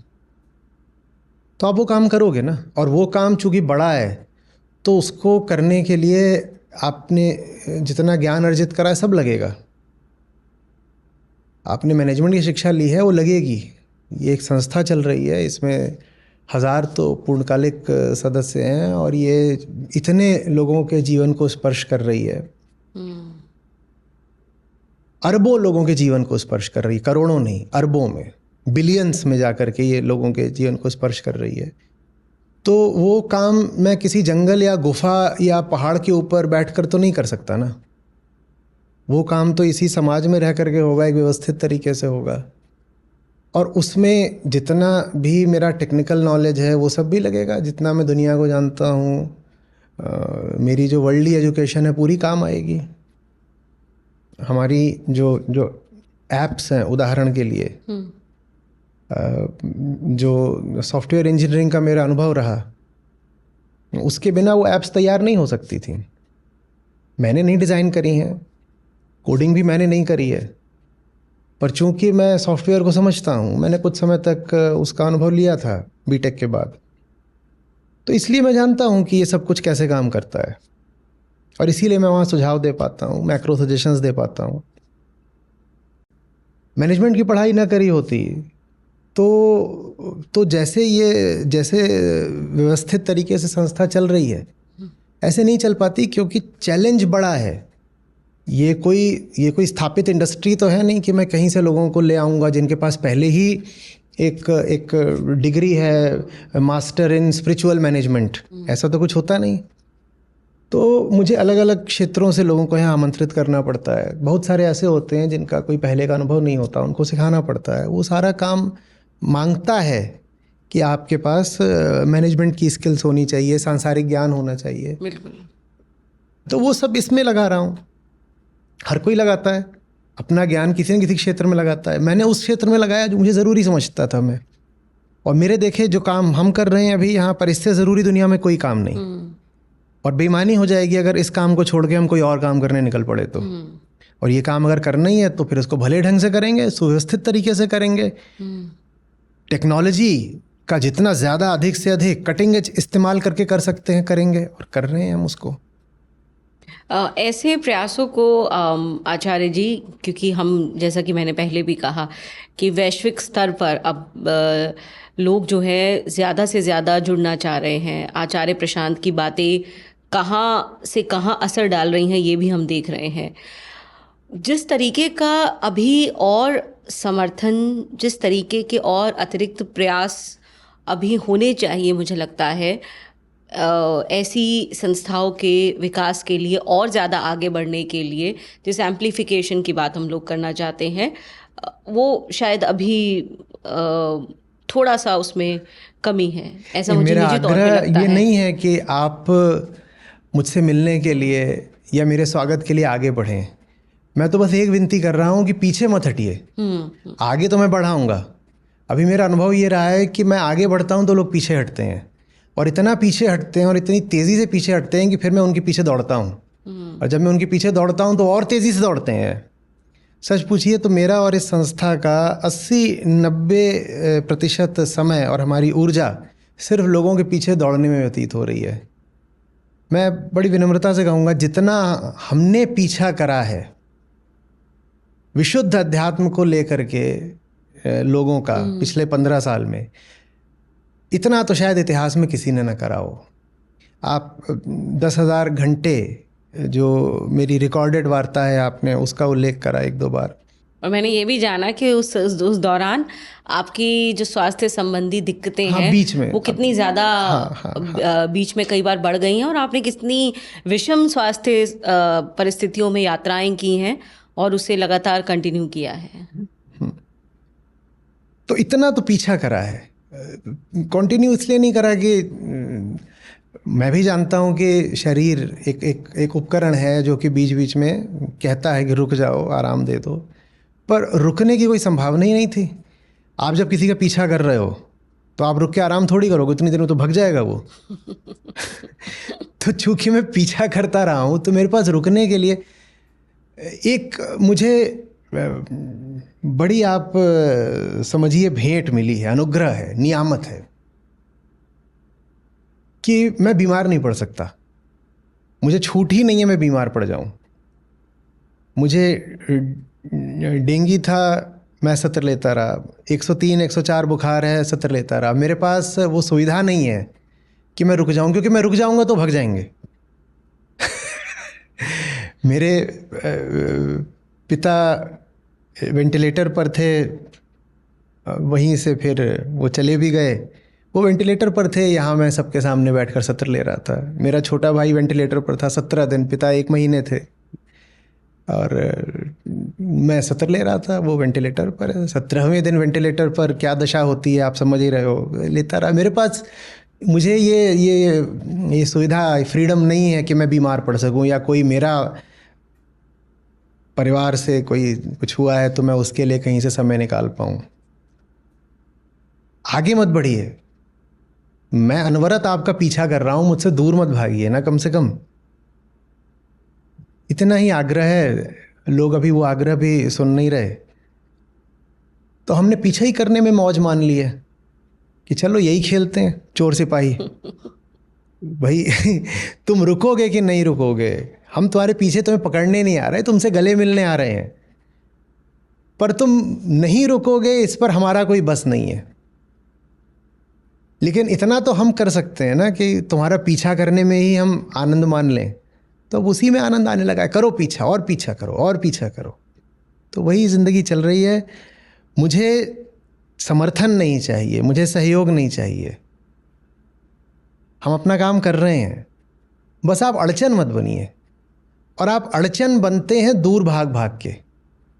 उत्तर भारत में आज कौन ऐसा होगा जिस तक मैंने अपनी बात प्रयास कर करके, प्रचार कर करके नहीं पहुंचा दी है, पर वो भाग जाते हैं। बात जितनी सच्ची होती है वो उतनी ही तेजी से दूर भागते हैं। क्या है ये, उनके अंदर का डर है या कौन सी है अस्वीकार्यता जिससे वो भागना चाहते हैं? जब आपने अपने चेहरे पर व्यर्थ ही कीचड़ मल लिया होता है ना, तो आप दर्पण से दूर ही भागना चाहते हैं। और अगर दर्पण आपका पीछा करे तो उसको तोड़ और देंगे आप। तो तोड़ने के लिए भी फिर धमकियां आती रहती हैं, कर तरह के आक्रमण होते रहते हैं, वो सब भी होता रहता है। और मैं दर्पण बनकर आपका पीछा इसलिए नहीं कर रहा हूँ कि मैं आपको चिढ़ाना चाहता हूँ। मैं इसलिए पीछा कर रहा हूँ क्योंकि मुझे मालूम है कि आपने कीचड़ नाहक मल रखा है। मैं जानता हूँ कि आप बहुत सुंदर हैं। मैं चाहता हूँ कि आप दर्पण को देखिए, अपने कीचड़ को देखिए और उसको पानी मार करके साफ कर लीजिए, आसानी से हो जाएगा। पर आपने उस कीचड़ को अपना चेहरा, अपनी पहचान बना लिया है। मैं आपका पीछा करता हूँ तो आपको लगता है मैं हिंसा करने आपके पीछे आ रहा हूँ। मैं आपसे कुछ बोलता हूँ तो आपको लगता है मैं आपसे कड़वी बातें बोल रहा हूँ। ये बड़े इल्ज़ाम लगते हैं मुझ पर कि शुष्क हैं, कठोर हैं, कड़वे हैं। अरे भाई, मुझे क्या मिलेगा तुम्हें आहत करके? मैं तुमसे सीधी बात बोल रहा हूँ। अब तुम्हारा चेहरा जैसा है दर्पण वैसा ही दिखाएगा ना। या मैं दिखा दूँ कि नहीं नहीं तुम्हारा चेहरा बिल्कुल निर्मल है, जबकि है कीचड़। और मैं ये नहीं कह रहा हूँ कि तुम गंदे हो, कुरूप हो, असुंदर हो। मैं कह रहा हूँ तुम बहुत सुंदर हो, लेकिन तुमने अपने ऊपर कीचड़ मल रखा है। इतना ही आग्रह कर रहा हूँ। पर जब मैं ये करता हूँ तो भाग जाते हैं। कोई बात नहीं, पीछा कर रहे हैं, करते रहेंगे। आचार्य जी, महिलाओं के सशक्तिकरण में मुझे लगता है कि आपके सत्रों का, संवादों का और आपकी बातों का बहुत बहुत उल्लेखनीय योगदान है। ये निजी तौर पर समझ के, देख कर के मैं कह रही हूँ। और देश के तो कई हिस्सों से है ही, दुनिया के भी कई हिस्सों से है। और आप जो बातें करते हैं, आम तौर पर उन्हें उतने सीधे तरीके से कहने की हिम्मत सब लोग जुटा नहीं पाते हैं। हर कोई परोक्ष रूप से कह करके तो बच निकल लेना चाहता है, लेकिन आप एकदम सीधा संवाद करते हैं और आप उन समस्याओं पर ध्यान ला करके केंद्रित करते हैं लोगों का, समाज का और खुद महिलाओं का, जिन्हें वो देख करके भी अनदेखा करना चाहते हैं। तो ये मुझे लगता है कि इसके लिए आप साधुवाद के पात्र हैं। लेकिन ये एक कहीं एक चुनौती भी बनता है कभी। नहीं, कुछ छीनने का डर होता तो ये बात चुनौती बनती, डर लगता। आपको जिससे कुछ चाहिए, जिसके प्रति आपकी कुछ कामना है, उससे आप सीधा, साफ सुथरा, कड़वा सच नहीं बोल सकते। आपको डर लगेगा कि वो रूठ जाएगा तो कहीं वो मेरा कुछ छीन न ले। यहाँ छीनने लायक कुछ है नहीं। जो है वो छीन नहीं सकता, और जो छीन सकता है वो ऐसा कुछ इकट्ठा करा नहीं है। क्योंकि वो समाज की एक सदियों से बनाई हुई व्यवस्था पे प्रहार भी है। हाँ, प्रहार तो नहीं है, मेरा आग्रह है, मेरा प्रेम है, जिसको लोग प्रहार समझते हैं। ये भी बड़ी रोचक बात है। मैं प्रेम प्रस्ताव लेके किसी के पास जाता हूँ, उन्हें लगता है प्रहार कर दिया। वो प्रहार है ही नहीं भाई, वो प्रस्ताव है। मैं प्रपोजल ला रहा हूँ। उससे बदल रही है ना चीजें, उससे चीजें अच्छाई के लिए बदल रही है ना। कोई बेड़ियां पहन करके अपनी जीवन भर बैठी हुई है और मैं कह रहा हूँ मैं खोले देता हूँ, चल साथ चल, उड़ेंगे। तो ये प्रहार है क्या? बदल तो कुछ रहा हूँ पर वो प्रहार नहीं है, वो प्रेम है। तो अब लेकिन वो चूड़ियों को गहना बना लिया हो तो मैं क्या करूँ? जो बेड़ी है उसको आपने मान लिया हो कि आभूषण है, तो मैं क्या करूँ फिर?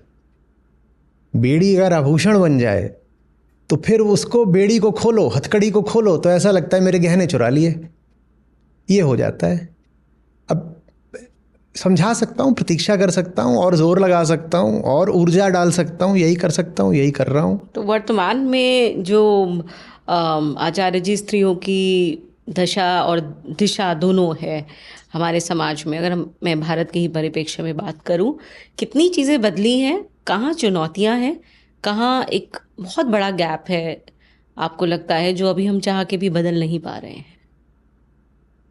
बाहर से काफ़ी कुछ बदल गया है, काफ़ी कुछ बदल गया है और बदलता ही जा रहा है। एक तो इंटरनेट है, तो दुनिया में बाकी देशों में, खासकर जो विकसित देश हैं और ज़्यादा पढ़े लिखे और संपन्न देश हैं, तो वहाँ पर स्त्रियाँ कैसी हैं इसका ज़्यादा अंदाज़ा लगने लग गया है। भारत में सोशल मीडिया है ज़्यादा। दूसरे हमें एक बड़ी सुविधा ये रही है आज़ादी से ही कि जो हमारा संविधान है वो समतामूलक है। तो महिलाओं को बिल्कुल अपने संविधान निर्माताओं ने अपने बच्चियों बेटियों की तरह मान करके सब सुविधाएं अधिकार वगैरह दे दिए। और उसके बाद से भी समय समय पर अलग अलग समय में अलग अलग सरकारों ने कानून बनाए हैं महिलाओं की सुरक्षा के लिए, उनको और अधिकार देने के लिए। पुरुष बेचारे आजकल नाराज़ हो जा रहे हैं कि महिलाओं को आपने कानून दे दिए, वो दुरुपयोग कर रहे हैं। कुछ महिलाएं दुरुपयोग वास्तव में कर भी रही हैं, 498A वगैरह जो है। तो लेकिन जो बाहर जो कानूनी व्यवस्था हो सकती थी वो तो महिलाओं को बाकायदा दे दी गई है। पिंक पार्क बन रहे हैं, अभी मैंने पढ़ा चेन्नई में बन रहे हैं भारत में। तो वो इसलिए है कि महिलाएं कहती थी कि साधारण पार्कों में जाओ, अगर हम कामकाजी महिलाएं लौटते हैं ऑफिस से तब तक रात हो जाती है, अब हम जाएं कहाँ अगर हम टहलना भी चाहते हैं तो बाकायदा पिंक पार्क ही बना दिया, महिलाओं के लिए बना दिया। सुरक्षा भी रहेगी, तुम आओ आधी रात को टहलो, खूब रोशनी रहेगी, सुरक्षा रहेगी, तुम्हें जब भी समय मिलता है आ जाओ, जो करना अपना। पिंक बसेस हैं, पिंक लेबोरेटरीज़ हैं, महिला पुलिस है, कितने सारे प्रावधान हैं, रिजर्वेशंस हैं भांति भांति के। अब संसद में भी अब शायद हो जाएगा आरक्षण महिलाओं के लिए। तो बाहर तो जितने तरीके की सुविधाएं हो सकती थीं और समताएं हो सकती थीं वो सब महिलाओं को अब दी गई हैं। और दे दी गई हैं में भी ऐसा लगता है जैसे कि दान दिया जा रहा हो। दे क्या दी गई हैं भाई, उनका अधिकार है, मनुष्य हैं, मनुष्य होने के नाते हक है उनका। ठीक है, वो सब तो बढ़िया चल रहा है, मैं उससे कोई असंतुष्ट नहीं हूँ। और इस मामले में इंसान ने एक काम अच्छा करा है कि व्यवस्था के तल पर, कानून के तल पर जितना हो सकता था महिलाओं को दिया गया। अब जो लेकिन आगे की लड़ाई है वो और गहरी है और ज़बरदस्त है और कठिन है, क्योंकि आगे की लड़ाई अब महिला के दिल की है। उसका दिल बड़ा पुराना है, वो भीतर से नहीं बदल रही है। बाहर से आप उसको अधिकार दे भी दीजिए तो वो भीतर से अपना वैसी ही है जैसी वो सदा से रही है। जो पूरा जो परंपरा का वज़न है ना, वो उसको छोड़ने को तैयार ही नहीं हो रही है। वो कह रही है अच्छा ठीक है, मैं एक नए किस्म की मैनेजर बन जाऊंगी अपने कार्यस्थल पर, एक नए किस्म की मैं सफल उद्यमी भी बन जाऊंगी और सक्सेसफुल प्रोफेशनल मैं बन जाऊंगी। लेकिन माँ मैं उसी किस्म की रहूँगी जैसा आज से 1000 साल पहले 12वीं शताब्दी में होता था। क्योंकि एक रूपरेखा दे दी गई, एक ढांचा दे दिया, एक छवि दे दी गई कि अच्छी माँ ऐसी होती है। अच्छी माँ कैसी होती है? वो जो उसको ये कर रही है और वो कर रही है, और वो 15 साल का भी हो गया है तो भी उसके पीछे पड़ के अपने हाथ से खिला रही है, उसके जूते के फीते बांध रही है, उसके कपड़े देख रही है, ये कर रही है, वो अच्छी माँ है। वो ऐसे ना करे तो उसे खुद ही भीतर से गिल्ट होनी शुरू हो जाती है कि अरे क्या मैं अपने बच्चे का ख्याल नहीं रख रही, क्या मैं अपने पति का ध्यान नहीं रख रही, क्या मैंने सास ससुर की सेवा में कमी कर दी, क्या मुझे पाप लगेगा, क्या मैं नर्क में सड़ूंगी, हाय लोग क्या कहेंगे, क्या मैं। तो वो जो गुड गर्ल सिंड्रोम है ना, कि मुझे गुड गर्ल बन के रहना है, और ये बहुत ज़्यादा होता है लड़कियों में, फिर महिलाओं में, कि उसे अच्छी बच्ची बनकर रहना है। और अच्छी बच्ची माने क्या, कि जैसे सब परंपरा इतिहास चलते रहे वैसे ही जब तुम आज भी चलते रहो तभी गुड गर्ल कहलाओगे। ये गुड गर्ल वाले ठप्पे की चाहत जो है कम होनी चाहिए। क्योंकि बाहर से आपको कितने भी अधिकार मिले हों, सुविधाएं मिली हों, अवसर मिले हों, वो सब व्यर्थ चले जाने हैं अगर भीतर से आप वैसे ही हैं जैसे आपकी माँ और आपकी दादी थे। लेकिन हम उन बातों को बड़ी शोभा मानते हैं, हम उन बातों को स्त्रीत्व का, महिला का आभूषण मानते हैं। हम कहते हैं उसमें लज्जा होनी चाहिए, वो वैसे ही पति के चरणों को समर्पित होनी चाहिए जैसे मेरी माँ अपने पति के चरणों को समर्पित थी। अब ये नहीं चलेगा ना, ये नहीं चलेगा। आप मनुष्य हो, आपने जिसको पति कहा जीवन साथी का, वही मनुष्य। अब चरणों को समर्पित होना क्या होता है? दो इंसान हैं, हम उम्र हैं, एक साथ अपना रह रहे हैं, जी रहे हैं, उनका घर है, उनके बच्चे हो गए हैं। वो ये सब क्या होता है कि मैं जाऊंगी और अब तुम्हारे चरण पखारूंगी और मैं ही तो हूँ नाथ, मैं तुम्हारी दासी बनकर रहूंगी। ये अभी भी बहुत हद तक है। ऊपर ऊपर से कोई महिला भले ही अपने अधिकार कितने जता ले, भीतर से वो आज भी स्वदमित है, सेल्फ ऑप्रेस्ड है। और वो जो भीतरी दमन है वो आपके भीतर से कोई संविधान, कोई कानून नहीं निकाल सकता। वो आज भी अपने आप को पुरुष की दृष्टि से देखती है। वो आज भी कहीं ना कहीं अपने आप को आश्रिता ही मानती है। वो आज भी यही मानती है कि भाई जीवन तो मेरा सफल तभी है जब जीवन में पुरुष आ जाए। बात समझ रहे हैं? वो आज भी कहती है कि अगर मुझे घूमने जाना है तो साथ में पुरुष की संगति होनी चाहिए। अपवाद होंगे, जो अपवाद होंगे वो मुझसे नाराज़ ना हो जाएं, क्योंकि मैं बोल देता हूँ, नाराज़ भी हो जाती हैं जल्दी से। मैं एक जनरल बात कर रहा हूँ। ये समस्या है। एक बार मैंने बोला, मैंने कहा लड़के 5 होते हैं, वो इकट्ठे बैठ के कहीं निकल जाएंगे, पहाड़ पे चढ़ जाएंगे, घूम फिर के आ जाएंगे आराम से 5-7 दिन। लड़कियां आज भी ऐसा नहीं करती। कुछ तो मसला सुरक्षा का है कि बाहर निकले, सुरक्षा क्या होगा, पर 5-7 लड़कियां हैं, जा रही हैं। अब उसमें सुरक्षा का उतना कोई कोण है नहीं। आप जा सकती हैं, घूम फिर सकती हैं, पर वो ऐसा करेंगी नहीं।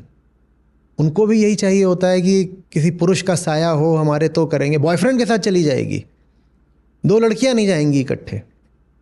वास्तव में लड़कियों और लड़कियों की उतनी गहरी दोस्ती भी नहीं होती, इतनी लड़कों और लड़कों की होती है। क्यों नहीं होती? क्योंकि लड़की कहती है मेरा तो जीवन किसी लड़के के लिए बना है, तो दोस्ती भी करूंगी तो अपने प्राणनाथ से करूंगी। अब शोले बनी थी, उसमें जय और वीरू थे, ठीक है। और क्या नाम था हेमा मालिनी का? बसंती। बसंती। अब बसंती और धनिया, इन दोनों की दोस्ती पर हमें कोई शोले आज तक दिखाई नहीं गई कि इधर बसंती है और उधर कोई और है, कुछ भी नाम दे दीजिए आप उसको। ऐसी कोई देखी आपने? जय और वीरू की हो सकती है बिल्कुल, अगर चड्ढी बदल आ रही है। महिलाओं की नहीं होती। कारण है क्योंकि महिला की दोस्ती भी अगर होनी है जीवन पर्यंत तो किसी पुरुष से ही होनी है। कि तुम ही तो हो जो आए हो मेरे जीवन में मेरा खोखलापन भरने के लिए, तुम आ गए तो बाहर आ गई। पुरुष के 100 अड्डे हो जाएंगे, महिला के नहीं बनते। तो महिला ने अपने जीवन में पुरुष को जो केंद्रीयता दे दी है ना, वो गड़बड़ बात है। महिला अपने आप को मनुष्य मानती ही नहीं, वो वुमन ही है, बस वुमन। वो फिर गाना बनाएंगे ओ वुमनिया और ये वुमनिया, ये अच्छी बात नहीं है कोई। ये वो बिल्कुल ऐसे हो जाती है जैसे कि पुरुष वृक्ष है और महिला लता है, कि वृक्ष से ही तो लिपट करके मेरा जीवन है और उसी के बल पर, उसी के सहारे तो मैं ऊपर चढ़ूंगी। नहीं, ये गड़बड़ बात हो जा रही है। और मुझे लगता है बहुत सारी जो वीथियां बनाई हैं महिलाओं ने, वो एक समय की महिलाओं ने ही दूसरे समय की महिलाओं के लिए बनाई। महिलाओं से ज्यादा मिसोजिनी कोई नहीं करता। अब फिर नाराज होने वाली हैं बहुत महिलाएं। नहीं, मैं आपसे सहमत हूँ इस बात। महिलाओं से ज्यादा स्त्री विरोधी कोई नहीं होता। और स्त्रियों के उत्थान के लिए कम से कम आरंभ में जो ज्यादा से ज्यादा काम किया गया वो पुरुषों द्वारा किया गया था। चूंकि पुरुष में स्वतंत्रता की चाह महिला की अपेक्षा थोड़ी सी ज्यादा होती है, भारत की बात कर रहा हूं, तो इसीलिए जब महिला को कैद देखता है तो दर्द पुरुष को ज्यादा होता है। महिला ही जब देखेगी महिला को बेड़ियों में तो उसे कम दर्द होता है, और पुरुष जब महिला को देखता है तो उसे थोड़ा ज्यादा दर्द होता है। मैं सबकी बात नहीं कर रहा, सार्वजनीन नहीं है, सब तरह के अपवाद होते हैं, अपवादों की नहीं बात कर रहा। लेकिन जब हम देखें कि महिलाओं के लिए भी जो मुखर आवाजें रही हैं भारत में, वो पुरुषों ने उठाई, वो ज्यादा पुरुषों की ही रही हैं। तो हमें फिर अभी संविधान की बात कर रहे थे, भाई हमारे सब जो संविधान निर्माता थे, जो ड्राफ्टिंग कमेटी थी, कॉन्स्टिट्यूएंट असेंबली थी, उसमें पुरुष ही ज्यादा थे। बिल्कुल। तो पुरुष ही अग्रणी रहे हैं इस मामले में, उनको नहीं। लेकिन महिला को दबाने में हमेशा तत्पर रहती है। पैट्रियार्की तो सबसे ज्यादा जिसको झंडा बुलंद कर रखा है वो तो महिलाओं ने ही कर रखा है। हम कहते हैं उसको पितृसत्ता, पर वो पितृसत्ता नाम की है। वो ऐसी पितृसत्ता है जिसको मातृसत्ता ने चला रखा है। और वो चीज़ जब तक ठीक नहीं होगी ना, तब तक बाहर से जो अधिकार मिल गए हैं वो अधिकार बहुत काम नहीं आएंगे। अभी भी उसका जो भी है रंग रोगन, सजना संवरना, जैसे वो परिधान पहनती है, जिसमें वो अपने जीवन की सार्थकता समझती है, वो सब कुछ पुरुष को केंद्र में रखकर करती है। दुनिया का 97% कॉस्मेटिक्स का जो खर्चा है वो महिलाएं कर रही हैं। बस इतना ही काफ़ी है। हर क्षेत्र में जहाँ बल है वहाँ महिलाएं 2%, 5%, 10% मिलेंगी। दुनिया की जो कुल संपत्ति है वो 2, 4, 5% है महिलाओं के नाम पर। दुनिया की संसदों में जो महिलाओं की भागीदारी है वो कहीं पर 1% है, कहीं 10% है, कहीं बहुत हो गया तो 25% है। ठीक है, जो एकदम शीर्ष है वहाँ भी अब बढ़ करके 40-50% पहुँची है। नहीं तो ज़्यादातर जगहों पर चल भारत की संसद में 12% रहती है। ठीक है, लेकिन कॉस्मेटिक्स में 97%। सजना है, संवरना है किसके लिए? फिर वो गाएगी सजना है मुझे सजना के लिए। अब जब तुम्हें सजना के लिए ही सजना है तो इसी में पूरा जीवन तुम्हारा निकल जाएगा। और पुरुष का क्या जाता है? अच्छी बात है, तुम सजो, तुम उसके लिए और ज़्यादा आकर्षक वस्तु बन जाओगी, ऑब्जेक्ट बन जाओगे, ऑब्जेक्ट ऑफ डिज़ायर। और जब आप किसी के लिए आकर्षण की, भोग की वस्तु बन जाते हैं तो फिर वो बदले में आपको कुछ सुविधाएं भी दे देता है। इनकार कर दो ऐसी सुविधाओं से। बहुत गंदा नाम होता है ऐसी सुविधाओं के लिए। मत लो ये सुविधाएं। ये अपने खाल का, अपने शरीर का सौदा करके जो भी सुख सुविधा मिलती हो उससे इनकार करना पड़ेगा। परंपरा का आश्रय लेकर के जो भी सुरक्षा मिलती हो उस सुरक्षा से इनकार करना पड़ेगा। तब जा कर के महिला अपने आप को मनुष्य के रूप में खड़ा कर पाएगी। अभी तो वो परंपरा की ही एक मूर्त है बस। और बहुत गहन और बड़ी सार्थक बात आपने कही आचार्य जी। आचार्य जी, आप मास एजुकेशन ऑफ सेल्फ की बात करते हैं। एग्जैक्टली इसे किस तरीके से समझा जाए? और दूसरा, ऐसी सेल्स के साथ आप क्या करेंगे जिन्हें लगता है हम पहले से ही अवेकेंड हैं, हम पहले से ही जागृत हैं? वहाँ आप जिन बदलावों की बात करना चाहते हैं वो कैसे संभव हो सकते हैं? नहीं, उसकी जो शिक्षण प्रक्रिया होती है ना वो कुछ बताने से नहीं शुरू होती, वो कुछ पूछने से शुरू होती है।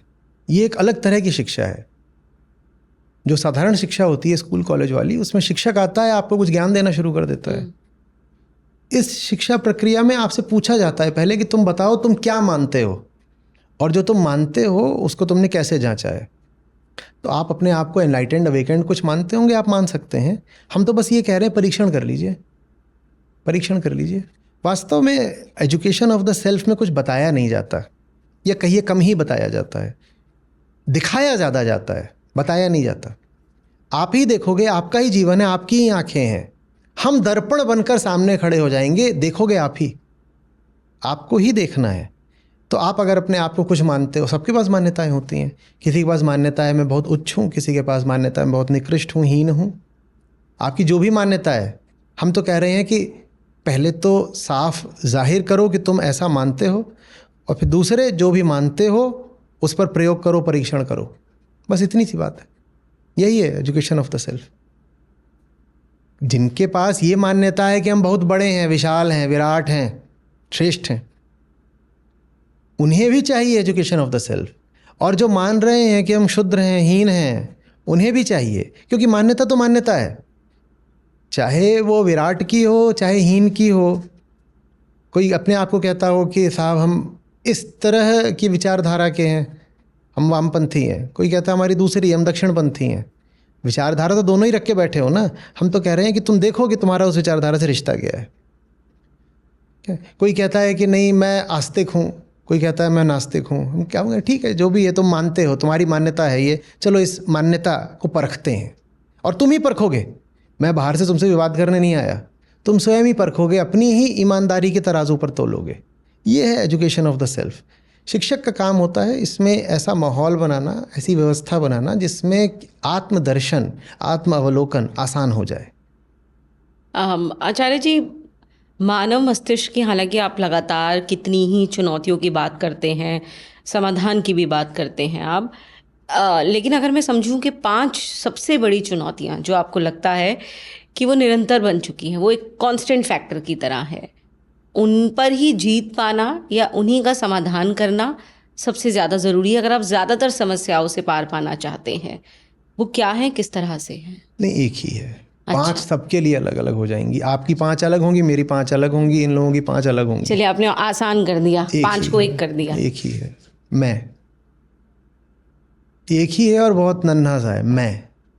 लेकिन फिर उसके बिना मनुष्य क्या है? नहीं, उसको हटाना नहीं है, उसका परिमार्जन करना है, उसका रिफाइनमेंट करना है। मैं तो रहेगा ही, कभी नहीं कहते कि मैं चला जाना चाहिए, मैं तो रहेगा ही। पर मैं भी बहुत तरीके का होता है।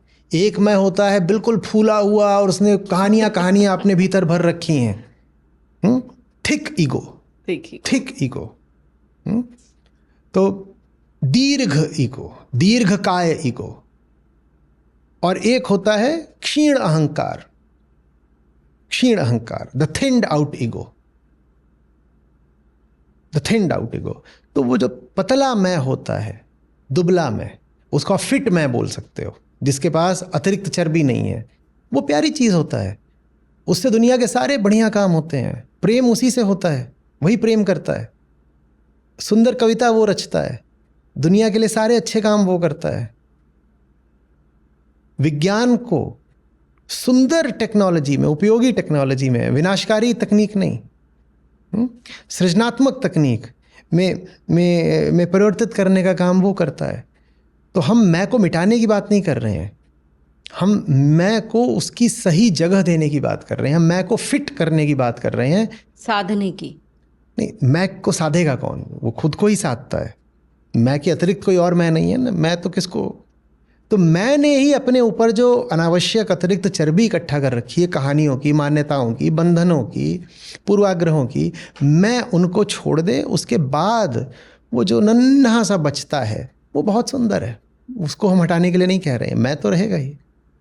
अभी बहुत सारे परिवर्तन आ रहे हैं, ये एआई का दौर है आचार्य जी। हम इसमें देख रहे हैं ऐसी ऐसी चीज़ें बनती हुई या बिगाड़ी जाती हुई जिसकी आप कल्पना भी नहीं कर सकते थे। और क्योंकि ये दौर मुझे नहीं पता कितना लंबा चलेगा, क्या अंतहीन है, या फिर इसकी आपको लगता है कि कोई एक डेट ऑफ एक्सपायरी है, क्या आप कहते हैं इसे लेकिन ये इसमें आप मानव सभ्यता को कहाँ जाते हुए देखते हैं? क्योंकि कहीं तो ये आपने जिस तरीके से कहा कि मैं को अगर आप एक सकारात्मक रूप से लेते हैं तब ये चीज़ों को अच्छे तरीके से ले जाए, यही बात आप हम एआई में भी देखते हैं। लेकिन इसके अदरवाइज जो मिसयूज़ हैं वो ज़्यादा देखने को भी मिल रहे हैं। तो आपका जो आकलन है वो क्या कहता है, और आपका इसे लेकर के जो हंच है वो क्या है? देखिए, उपकरण नहीं तय कर सकता कि उसका उपयोग क्या होगा। एआई ले दे करके हमारा निर्माण है, हमारा उपकरण है। हम जैसे होंगे वैसे ही उसको बनाएंगे और फिर वैसे ही उसका इस्तेमाल करेंगे। न्यूक्लियर एनर्जी है, उसका इस्तेमाल आप मेडिसिन में कर सकते हो, उसका इस्तेमाल आप कर सकते हो कि किसी शहर को बिल्कुल प्रकाशित कर दो, या अभी हम देख रहे हैं बर्बाद कर दो, या कितनी उसी दुनिया शहर बर्बाद पर हो रही है। न्यूक्लियर बॉम्ब गिरा के वो शहर ध्वस्त कर दो। तो ये तो हमारे ऊपर है, हम उसका इस्तेमाल क्या करेंगे। हम बार बार एआई एआई ऐसे बात करते हैं जैसे एआई अपने आप में कोई चुनाव रखता हो, कि जैसे वो अभी सेंटिएंट हो गया हो।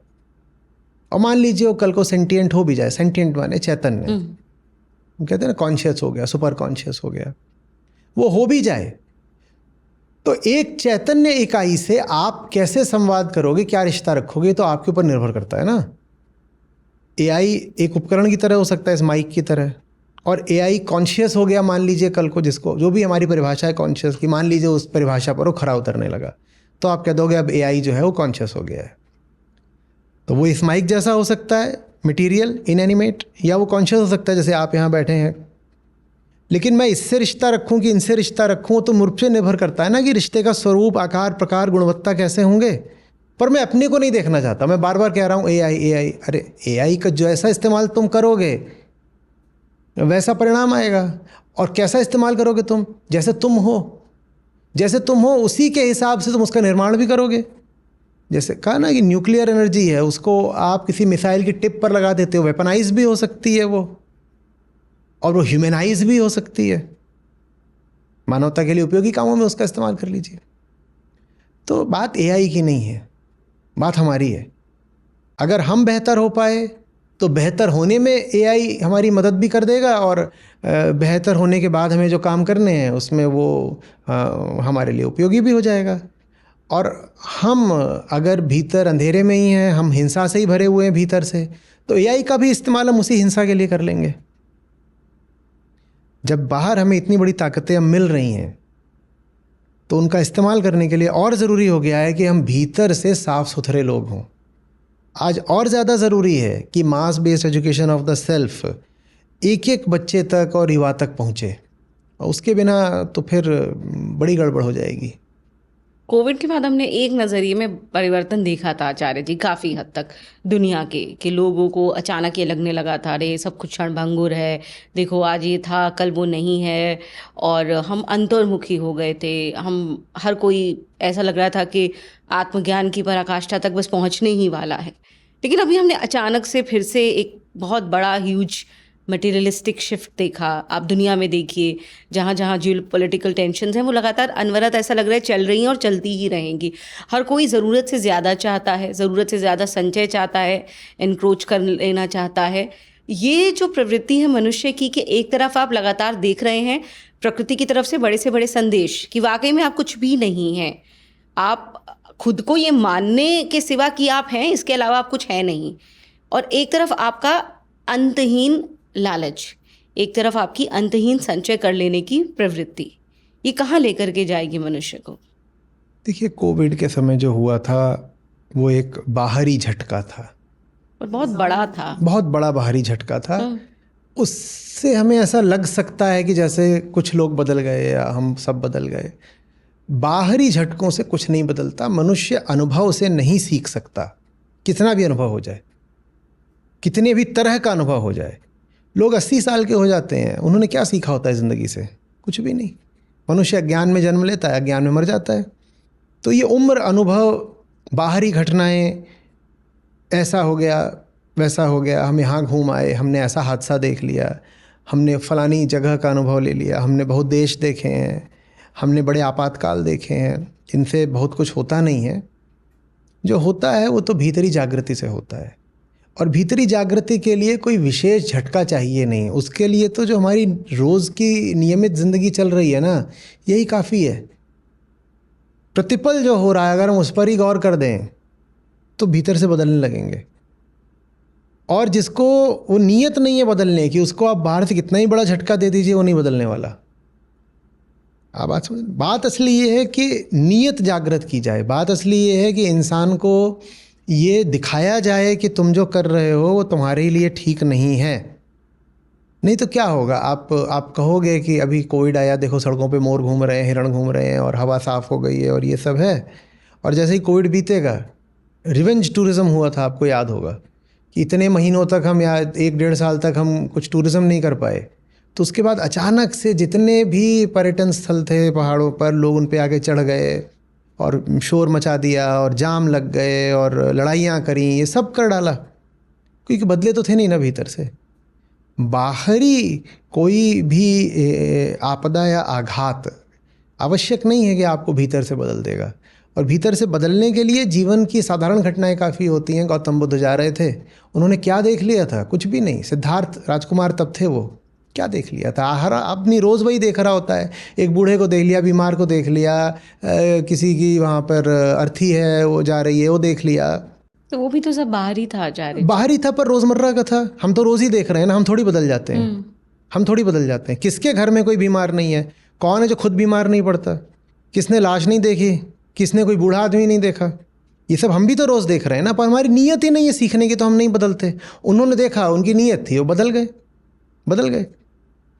ऐसे ही बौद्ध दिशा से और भी कहानियाँ आती हैं कि एक भिक्षु है, वो बहुत उसने पढ़ लिख लिया, लेकिन फिर भी कुछ उसका संशय था जो मिट नहीं रहा था। तो ऐसे ही जाता है, एक पेड़ के नीचे खड़ा हो जाता है, तो देखता है कि एक सूखा पत्ता पेड़ से, हवा नहीं चल रही, कुछ नहीं चल रहा, एकदम सूख गया, पीला पड़ गया है। वो बस ऐसे धीरे धीरे गिरता और ऐसे हवा में ऐसे तैरता हुआ आकर के मिट्टी पर पड़ जाता है। कहते हैं सारी बात उसको समझ में आ गई, क्योंकि उसकी अपनी तैयारी थी, उसकी अपनी नीयत थी। एक साधारण सी घटना ने उसके भीतर जो गांठ पड़ी हुई थी वो खोल दी, क्योंकि अपनी मंशा की बात होनी चाहिए ना। वैसे कहते हैं वहाँ पर गए, ऋषि थे, खड़े थे, वहाँ क्रौंच रुदन सुना। क्रौंच पक्षी था, उसका जो जोड़ेदार पक्षी था, वो उसको मार दिया किसी ने। क्रौंच रुदन सुना, इतने से ही उनकी आंखों से आंसू बह निकले। उन्होंने जा करके फिर महाकाव्य की रचना कर दी। अब पक्षियों को रोता हम तो दिन रात सुनते हैं, पक्षी को रोता नहीं सुन रहे तो बाहर कुत्ता रो रहा है, कुछ और है रो रहा है। हम थोड़े ही बिल्कुल पिघल जाते हैं, बदल जाते हैं। हमारे साथ नहीं होता क्योंकि हमारी नीयत नहीं है। वैसे ही और भी बहुत कुछ था। वो डाकू था, रत्नाकर डाकू रत्नाकर आकर के पत्नी से पूछता है, मैं जो लूटपाट करता हूँ इसका जब दंड भुगतना पड़ेगा तू भुगतेगी मेरे साथ, क्योंकि ये दुनिया में जितना ये पाप कर रहा हूँ, कर तो तेरे लिए रहा हूँ और परिवार के लिए रहा हूँ, पैसा सबको लूट लाट के यहाँ पे लाता हूँ लोगों को मार के, तो लेकिन इसका जब परिणाम आएगा तो उसमें रहेगी मेरे साथ।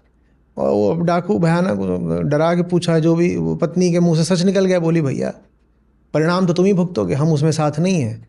इतनी सी बात, और ये व्यक्ति ऋषि वाल्मीकि बन गया। अब ये बातें तो हमारे साथ भी रोज़ होती रहती हैं, हम तो नहीं बदल जाते। नीयत होनी चाहिए ना, और नीयत नहीं है तो कोविड आ जाए या कुछ और आ जाए या आधी मानवता भी किसी आपदा में बिल्कुल मर जाए, साफ हो जाए, हम पे कोई फ़र्क नहीं पड़ने वाला। जिसकी नीयत है उस पर छोटी सी बात से फ़र्क पड़ जाना है। तो ये आचार्य जी मानवता या सभ्यता का या मनुष्यता का कौन सा काल है? ये जागृति है, ये संक्रमण है, या कोई पुनर्जागरण है? What it is? मानवता का तो वही काल चल रहा है, सदा से चला है। इंसान तो आज भी वही है जो 5000 पहले, 10,000 साल पहले, 50,000 साल पहले जैसा था, क्योंकि अहंकार वही है। शारीरिक तौर पर भी हम लगभग वैसे ही हैं, तो अहंकार भी भीतर से वैसे ही है। तो मनुष्य तो वैसे ही चल रहा है, पर पृथ्वी वैसे ही नहीं चल रही। पृथ्वी के लिए ये अंतकाल है, अंतकाल है। हमने कहा चलो कार्बन डाइऑक्साइड का ppm बढ़ रहा है, 280 से बढ़ के 430 हो गया, ठीक है, 1.5 डिग्री तक बढ़ जाएगा तो भी हम किसी तरह से जी लेंगे। वो 1.5 डिग्री तक बढ़ने के लिए भी जो आवश्यक कदम थे वो हमने उठाए नहीं, और अब ये लगभग निश्चित है कि हम 1.5 डिग्री लगभग पार कर ही चुके हैं। बस उस पर जो है एक वैज्ञानिक ठप्पा प्रमाण का लगना बाकी है, क्योंकि वैज्ञानिक ठप्पा तभी लगाते हैं जब वो 1.5 डिग्री आपका लगातार 10-20 साल तक बढ़ा हुआ हो। अभी कुछ साल तक बढ़ा हुआ है तो वैज्ञानिक अभी हिचकिचा रहे हैं ठप्पा लगाने से, लेकिन वो है पक्का है कि वो 1.5 डिग्री पार कर गया। अब 1.5 डिग्री पार कर गया है मतलब अभी अंतकाल चल रहा है, ये प्रलय काल चल रहा है, ये 6th मास एक्सटिंक्शन फेज चल रहा है। सब मिटेगा, सब मिटेगा, और हमारे देखते देखते मिटेगा। खासकर जो युवा हैं वो अपने जीवन काल में सब कुछ ध्वस्त होता हुआ, सब कुछ मिटता हुआ देखेंगे। तो ये चल रहा है। मनुष्य के भीतरी अंधेरे ने पृथ्वी को कहीं का नहीं छोड़ा। वो भीतरी अंधेरा नया नहीं है, लेकिन समृद्धि नई है, टेक्नोलॉजी नई है, प्रॉस्पेरिटी नई है। हमारे पास, हमारे हाथों में इतनी ताकत कभी नहीं थी कि उतना विनाश कर पाते अतीत में जितना हमने आज कर दिया है। तो थे हम अंधेरे लोग, अज्ञानी लोग पहले भी, पर पहले इतनी ताकत नहीं थी कि सब तोड़ फोड़ दें। अभी वो ताकत आ गई है, ज्ञान बहुत इकट्ठा हो गया है सदियों से। तो ये जो हम कर रहे हैं आचार्य जी, और ये जो आपने बताया कि हम ये पृथ्वी की ये जो प्रक्रिया चल रही है, ये बताती है कि एक मनुष्य के तौर पर आपकी बुद्धि, संसाधन बहुत भी विकसित हो जाएं, लेकिन आप ये बता रहे हैं कि आप किस चीज़ के लायक नहीं है, किस विकास के लायक आप ये नहीं बात हैं। हम हमेशा से जानते हैं। जो हमारे इतिहास ग्रंथ हैं, जो हमारे महाकाव्य हैं, रामायण उदाहरण के लिए ले लीजिए। रावण के पास कमी किस बात की थी? सत्ता बल उसके पास, धन बल उसके पास, बाहुबल उसके पास, ज्ञान का भी बल उसके पास। कौन सा बल नहीं था उसके पास? नीयत नहीं थी साफ। नीयत नहीं साफ है तो आपके पास सब कुछ भी है तो वो आपकी बर्बादी का ही कारण बनेगा। आप ही नहीं मरोगे, पूरे अपने कुनबे को मरवा के मरोगे। कोई बल बता दीजिए, या कोई ज्ञान बता दीजिए, कोई कौशल बता दीजिए, कोई कला बता दीजिए जो रावण को नहीं आती थी। सब कुछ जो पता है उसको, और मूर्ख नहीं है। ज्ञानी छोटा मोटा, महाज्ञानी बोलते थे उसको। भक्ति भी थी उसके पास, एकदम महादेव महाकाल का वो परम भक्त भी था। सब कुछ तो है, ज्ञान भी है, भक्ति भी है, सोने की लंका भी है, पौरुष भी है। कैसे सब देवताओं को परास्त कर रखा था, कईयों को पकड़ के अपने ही यहाँ कैद में डाल रखा था। सब तो है उसके पास, क्या नहीं है। उसके बाद भी वो सिर्फ नाश का ही तो कारण बना, क्योंकि नीयत बड़ी बात होती है ना। अहंकार, अहंकार वो अगर गड़बड़ है तो नाश ही होगा। मनुष्यता रावण है इस वक्त। आज जितना हमारे पास पैसा है उतना कभी नहीं था हमारे पास। इस पृथ्वी का आम आदमी आज जितना समृद्ध है इतना कभी नहीं था। आज हमारे पास जितना ज्ञान है, इन्फॉर्मेशन और नॉलेज दोनों, उतना हमारे पास कभी नहीं था। अब तो इन्फॉर्मेशन टेक्नोलॉजी है, सोशल मीडिया है, AI है, आप जो जानना चाहें अभी जान सकते हैं। आम आदमी के हाथ में ज्ञान की इतनी क्षमता कभी भी नहीं थी। सब कुछ तो है हमारे पास। आप कहीं को पहुंचना चाहते हैं, आप देखिए आपके पास एयरप्लेन है, यहाँ से वहाँ पहुँच जाइए। कौन पहुँच सकता था पहले? आप आज स्पेस ट्रैवल भी कर सकते हैं। जितनी ताकत आज हमारे पास है हम रावण के ही समकक्ष बनते जा रहे हैं, उतनी ताकत उसके पास थी, और जैसे उसका नाश हुआ वैसे ही हमारा होगा, क्योंकि हमें उस ताकत का इस्तेमाल नहीं आता, क्योंकि आत्मज्ञान नहीं है, क्योंकि हम सब जानते हैं, बस खुद को नहीं जानते हैं। वही है mass base education of the self. खुद को जानो, नहीं तो ये तुम्हारा अंतकाल चल रहा है, नाश से तुम्हें कोई नहीं बचा सकता। आचार्य जी, जेनजी को लेकर के कई बातें कही जा रही हैं, और क्योंकि अभी आप तो मुझे लगता है कि लगातार निरंतर अपने सत्रों और संवादों के माध्यम से विश्व भर में ही जेनजी के साथ बहुत डील करते हैं। बहुत सारे आपके जो हैं फॉलोअर्स हैं, उन्हें सुनते और मानते हैं। लेकिन अभी हमने उनकी एक बदली हुई परिभाषा देखी। अभी दिल्ली में भी जो कुछ हुआ, हमने एक स्वरूप भी बदला हुआ देखा। बहुत वेलकमिंग नहीं था, बहुत सकारात्मक नहीं था, और उसे लेकर के एक अलग अवधारणा भी निकली है। अब क्योंकि इस जनरेशन पे इतनी बातें कही जा रही हैं, आपका क्या मानना है? ये जो जेन जी की अवधारणा है, उनकी सोच और मनस्थिति है, क्या है? देखिए, सबसे पहले तो उनको ये अलग नाम वगैरह देना हमें बंद कर देना चाहिए, जेंजी वगैरह। मैं भी किसी पीढ़ी का हूँ, पर हमें बार बार हमारी पीढ़ी के नाम से नहीं पुकारा गया, ठीक है? बूमर्स, मिलेनियल्स, जेन एक्स, ये सब जो थे, इन्हें कभी नहीं बार बार याद दिलाया गया तुम एक अलग पीढ़ी हो, अलग हो, तुम अलग हो, तुम अलग हो। हर पीढ़ी पिछली पीढ़ी से अलग होती है, पर हमारे भीतर ये बात ऐसे बार बार खोद खोद कर भरी नहीं गई कि तुम अलग हो। इंसान है भाई, ये भी जो जनरेशन है जेनजी, ये इंसानों की जनरेशन है, हमारी ही तो पीढ़ी है, हमारी ही प्रजाति है, या कोई और नई प्रजाति पैदा हो गई है, एलियंस थोड़ी हैं ये। हाँ, इतना है कि ये डिजिटल नेटिव्स हैं, इन्होंने जन्म ही लिया है इंटरनेट के युग में, ये पैदा हुए तभी से इनको सोशल मीडिया उपलब्ध है, तो ये दुनिया को ज़्यादा एक्सपोज्ड हैं, ग्लोबल कल्चर से ज़्यादा एक्सपोज्ड हैं। तो इसीलिए इनका जो बोलचाल का तरीका है, इनका जो मुहावरा है, इनकी वेशभूषा है, ये आम लोगों से थोड़ी अलग हो सकती है। इनकी पसंद नापसंद थोड़ी ग्लोबल हो सकती है, थोड़ी काउंटर कल्चर हो सकती है, लेकिन इससे ज़्यादा कोई फ़र्क नहीं है। लेकिन उनको, जो हम सब पिछली पीढ़ियों के लोग हैं, ऐसे देखते हैं जैसे ये कहीं और कोई नई जो है अलग विशिष्ट प्रजाति पैदा हो गई है, उतर आई है, या क्या है। ऐसा नहीं है। ऐसा करके हम उनको और पराया बनाए दे रहे हैं, और उनको हम बेगानापन दे रहे हैं। मैंने इनके साथ बहुत काम करा है। मेरा सारा काम 2006 में अद्वैत लाइफ एजुकेशन की स्थापना हुई थी, 20 साल हो गए, इन्हीं के साथ तो रहा है। मैं तो कहता हूँ कि बहुत सारे जो आज अपने आप को जेनजी बोलते हैं, जब मैंने युवाओं के लिए काम करना शुरू करा था तब बहुत सारे तो जेनजी पैदा भी नहीं हुए थे। तो इनके साथ बहुत रहा हूँ, और मेरी बड़ी अच्छी दोस्तियाँ रही हैं इनके साथ। दोस्त बन के ही इनसे बात करी है, इनको सिखाया भी है। बल्कि मैं देखता हूँ कि कम उम्र के लोगों के साथ ही मेरा समीकरण, मेरी ट्यूनिंग बेहतर बैठती है, क्योंकि लोग जैसे जैसे उम्र में बढ़ते जाते हैं ना, वो ठोस होते जाते हैं, जमते जाते हैं, फॉसिलाइज होते जाते हैं।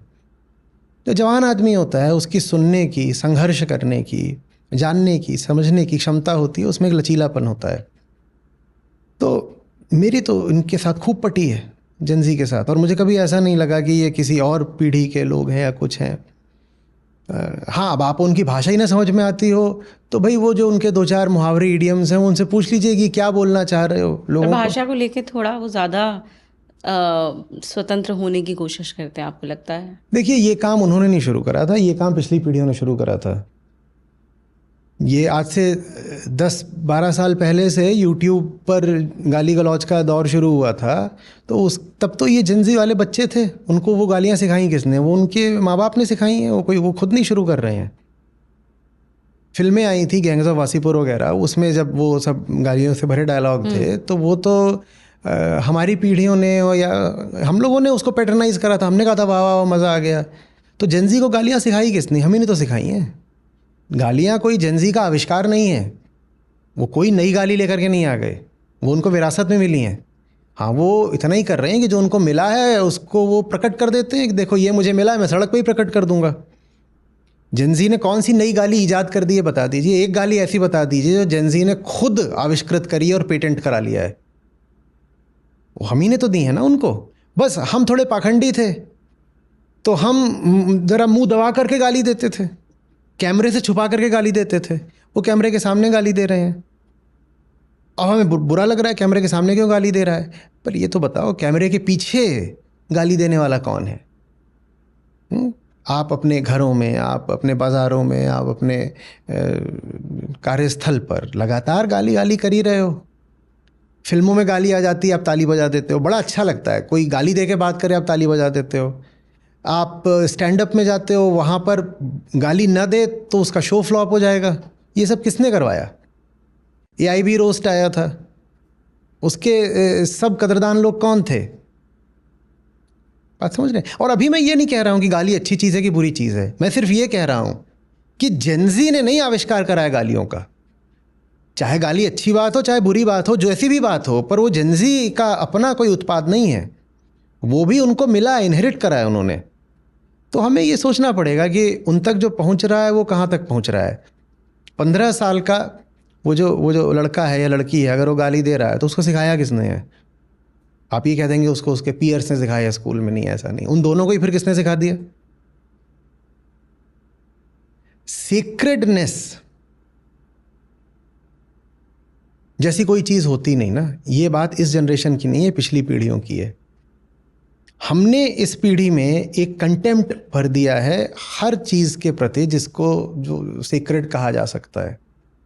हमने इनको निश्चित कर दिया है, कन्विंस कर दिया है कि हर चीज़ पे थूका जा सकता है, क्योंकि सीक्रेट कुछ होता नहीं। मैं आपको एक उदाहरण देता हूँ, अपनी पीढ़ी से उदाहरण देता हूँ। संतों के दोहे होते थे हिंदी साहित्य में। जब हम स्कूल में थे तो हिंदी साहित्य की किताब है, तो उसमें संतवाणी के नाम से या दोहावली नाम से भी एक चैप्टर होता था। ठीक है। अब उसमें संत तुलसीदास, संत कबीर, कभी रविदास हो गए, कभी अब्दुल रहीम खान खाना हो गए, इन लोगों के सबके उसमें दोहे वगैरह हैं। और ये मैं बात कर रहा हूँ 80-90 के दशक की बात है ये सब। उसमें जेनजी तो अभी बहुत दूर दूर तक है। 80-90 का दशक है और ये दोहे हैं।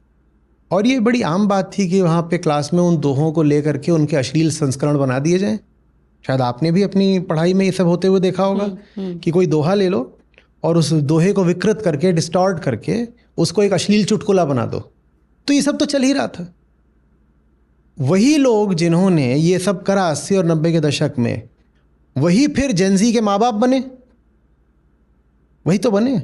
तो उन्होंने वो बातें जेनजी तक पहुंचा दी। हाँ, वो सब ये काम करते थे, क्लास में फुसफुसा के करते थे। जेनजी ने जाकर के वही काम सड़क पे कैमरे के सामने कर दिया। वो काम अगर बुरा है तो सबसे पहले तो हमें जिम्मेदारी उठानी पड़ेगी कि वो काम उन्होंने नहीं करा है, वो काम हम ही कर रहे थे। और वो काम सिर्फ उतना ही बुरा नहीं है कि गाली दे दी, मर्यादा का उल्लंघन हो गया, नैतिकता नहीं है इन लोगों में। बात मर्यादा नैतिकता से आगे की है। बात इसकी है कि हमारी ही पीढ़ी और हमसे भी पहले वाली पीढ़ी सीक्रेटनेस पर थूकना सीख चुकी थी। कुछ नहीं है सीक्रेट।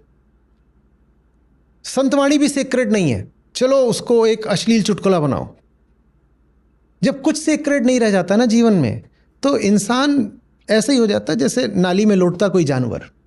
और ये जो सीक्रेटनेस की डिक्लाइन है, फिर से कह रहा हूँ, ये जेनजी ने नहीं शुरू करी है। ये जेनजी से 30-40 साल पहले शुरू हो चुकी थी। ये आज़ादी के बाद की जो पीढ़ियाँ हैं 60 के 70 के दशक की, ये वहाँ ही शुरू हो चुका था मामला। चलिए आपसे एक पूछता हूँ, जब आप पिछली शताब्दी को देखें, 1950 से पहले का देखिए, 1950 के बाद का देखिए, कितने उल्लेखनीय नाम जिनको आप सम्मान के साथ, आदर के साथ देख सकें, आपको 1950 से पहले, माने आज़ादी से पहले मिलते हैं। और कितने 1950 के बाद मिलते हैं? ज़्यादातर आपको कहाँ मिल रहे हैं? पहले। तो क्या हमारे जीन्स बदल गए? ऐसा कैसे हो गया कि देश वही है, लोग वही हैं, लेकिन 1950 के बाद हमको सम्माननीय लोग मिलने ही बहुत कम हो जाते हैं? और 1950 के पहले देखो तो हर क्षेत्र में कला, साहित्य, विज्ञान, नोबेल प्राइज़ सब 1950 से पहले मिल रहा है। क्रांतिकारी सब हमें 1950 से पहले मिल रहा है ना। 1950 के बाद क्या हुआ? कुछ नहीं हुआ। जो आज़ादी के बाद की जो पीढ़ियाँ रही हैं ना, ये हमारी पीढ़ियाँ उत्तरदायी हैं। हमने बहुत गड़बड़ करी है। आज़ादी के पहले की पीढ़ियाँ एक तरफ, आज़ादी के बाद की जो तुरंत जो पीढ़ियाँ आई हैं 60-70 के दशक की, ये एक तरफ। हम उन जनरेशन्स की क्यों नहीं बात कर रहे? वो जो भी थी जनरेशन ABC की बात करे बिना हम जी तक पहुँच गए तो ये हमने गड़बड़ कर दिया ना। पूरा अल्फ़ाबेट ही हमने छोड़ दिया, सीधे जी पर पहुँच गए। वो ABC बड़ी गड़बड़ पीढ़ियाँ थीं। क्योंकि उन्हें मुफ्त की आज़ादी मिली हुई थी। जिन पीढ़ियों ने आज़ादी के लिए संघर्ष करा वो जानती थी कि आज़ादी क्या चीज़ होती है। जिन्हें मुफ्त की मिल गई, और ज़्यादातर ने तो संघर्ष करा भी नहीं था। जब संघर्ष हो भी रहा था तो उस वक्त भी ज़्यादातर लोग अपना निरपेक्ष बनकर बैठे हुए थे, अपने घरों की सुरक्षा में बैठे हुए थे। और आज़ादी मिल गई 47 में। उसके बाद फिर जो लोग पैदा हुए और माँ बाप बने 60 का दशक 70 का दशक, इनको तो बिल्कुल ही सब मुफ्त में मिला हुआ था और इन्होंने कोई कदर नहीं करी इन्हें जो मिला हुआ था। गड़बड़ वहाँ शुरू हुई है, और वो जो गड़बड़ वहाँ शुरू हुई थी वो अब जा कर के फटनी शुरू हुई है। तो अब हम दोष किसको दे रहे हैं? जेनजी को दे रहे हैं। जेनजी को दोष मत दो, जेनजी के पहले की 3 पीढ़ियों को दोष दो। उनके पिताजी, उनके दादाजी, उनके परदादाजी, ये 3 पीढ़ियाँ पकड़ो, इन्होंने गड़बड़ करी है। जेनजी के लिए इससे बेहतर मुझे नहीं लगता कि हाल फिलहाल के कई दिनों में इससे बेहतर एडवोकेसी किसी ने की होगी जितनी आपने की है उन्हें समझ करके। मुझे लगता है ये एक वही बात है कि हर चीज़ में एक समझ की बात होती है, और ये एक बहुत ही गहन चिंतन के साथ आपने इसे सामने रखा। मैं जेनजी को दोष भी बहुत देता हूँ, मैं सामने पढ़ते हैं, कई बार डांट भी देता हूँ, खूब करता हूँ, वो मुझसे नाराज़ भी हो जाते हैं। पर दोस्ती है तो दोनों बातें होंगी ना। जहाँ मुझे उसकी गलती दिखती है, गलती ही बताता हूँ। पर यह भी आजकल बहुत होने लग गया है कि सारा दोष जेनजी को ही दे दो। ऐसे कहते हैं, हम कुछ उस तरह से कर रहे हैं कि जैसे अचानक घर में एक बिगड़ैल लड़का या लड़की पैदा हो गए हैं, अब हम सब गंभीर और बड़े चिंतित घर वाले हैं, हम एडल्ट्स हैं, और ये घर में अचानक एक छोरा पैदा हो गया है, बदतमीज़ छोरा, अब इसका क्या करना है? मैं नहीं सहमत हूँ। मैं नहीं सहमत हूँ कि एज एडल्ट्स, एज गार्जियंस हमने कोई अच्छा काम करा है, और मैं ये भी नहीं मानता कि ये कोई बिगड़ैल पीढ़ी पैदा हो गई है। तो ये जो उनका हम कैरिकेचर बना रहे हैं, ये जो उनका हम डिस्टॉर्टेड कैरेक्टराइजेशन कर रहे हैं, इसके खिलाफ बोलना ज़रूरी है। तो उधर तो संभावनाएं हैं, इधर कुछ संभावनाएं अब हैं किधर? ये पहले वाली पीढ़ियों में। पहले वाली पीढ़ियों के साथ भी काम कर रहा हूँ, उनके साथ भी काम। देखिए, मेरी हालत ना बड़ी अजीब है। जब आप जेनजी की बुराई करोगे तो मैं जेनजी का समर्थन करूँगा, पर जब जेनजी ऐसे करेगी कि हम ही ठीक हैं और बाकी सब खराब हैं, तो मैं जेनजी को डांट दूंगा। अब मुझे दोनों ओर से फिर चोट पड़ती है। जेनजी को लगता है कि मैंने उनको डांट दिया, और जो पुरानी पीढ़ियां हैं 40, 50, 60, 70 साल वालों की, उनको लगता है कि मैं ही जेनजी को सपोर्ट कर रहा हूँ, उनको बिगाड़ रहा हूँ। मुझे ना किसी का समर्थन करना, ना विरोध करना है। जो सीधी सच्ची बात है वो सामने रख देनी है। और इन दिनों जेनजी को थोड़ा ज़्यादा ही बदनाम किया जा रहा है, तो इसलिए ज़रूरी है कि उनकी सही स्थिति को सामने रखते हुए कुछ बातें करी जाएं। कुछ अर्थ में ना सीधे लोग हैं ये। हमने पुरानी पीढ़ियां भी देखी हैं, हम आज की पीढ़ी भी देख रहे हैं। थोड़े ज़्यादा सीधे लोग हैं, थोड़े। मैं नहीं कह रहा हूँ कि निष्कपट हैं, बिल्कुल एकदम देवता हैं, ऐसा कुछ नहीं कह रहा हूँ, लेकिन वैसे भी नहीं है जैसा इनको दर्शाया जा रहा है कि अमर्यादित, बिगड़ैल और पाशविक, जंगली एक पीढ़ी पैदा हो गई है। अब बताओ इनका इलाज क्या करना है? नहीं साहब, जेनजी का इलाज न मत करिए, अपना इलाज करिए पहले, क्योंकि अगर वो बिगड़े हुए हैं भी तो उनको बिगाड़ने का काम हमें स्वीकार करना पड़ेगा जिम्मेदारी से कि हमने किया उन्हें बिगाड़ने का काम। आचार्य प्रशांत की अवधारणा सनातन को लेकर क्या है? क्योंकि इसे लेकर के अभी बीते दिनों में अलग अलग तरीके से कई बातें कही गई। कहीं पर ये एक विषय बना, कहीं पर ये एक मुद्दा बना, कहीं एक विवाद भी बना है।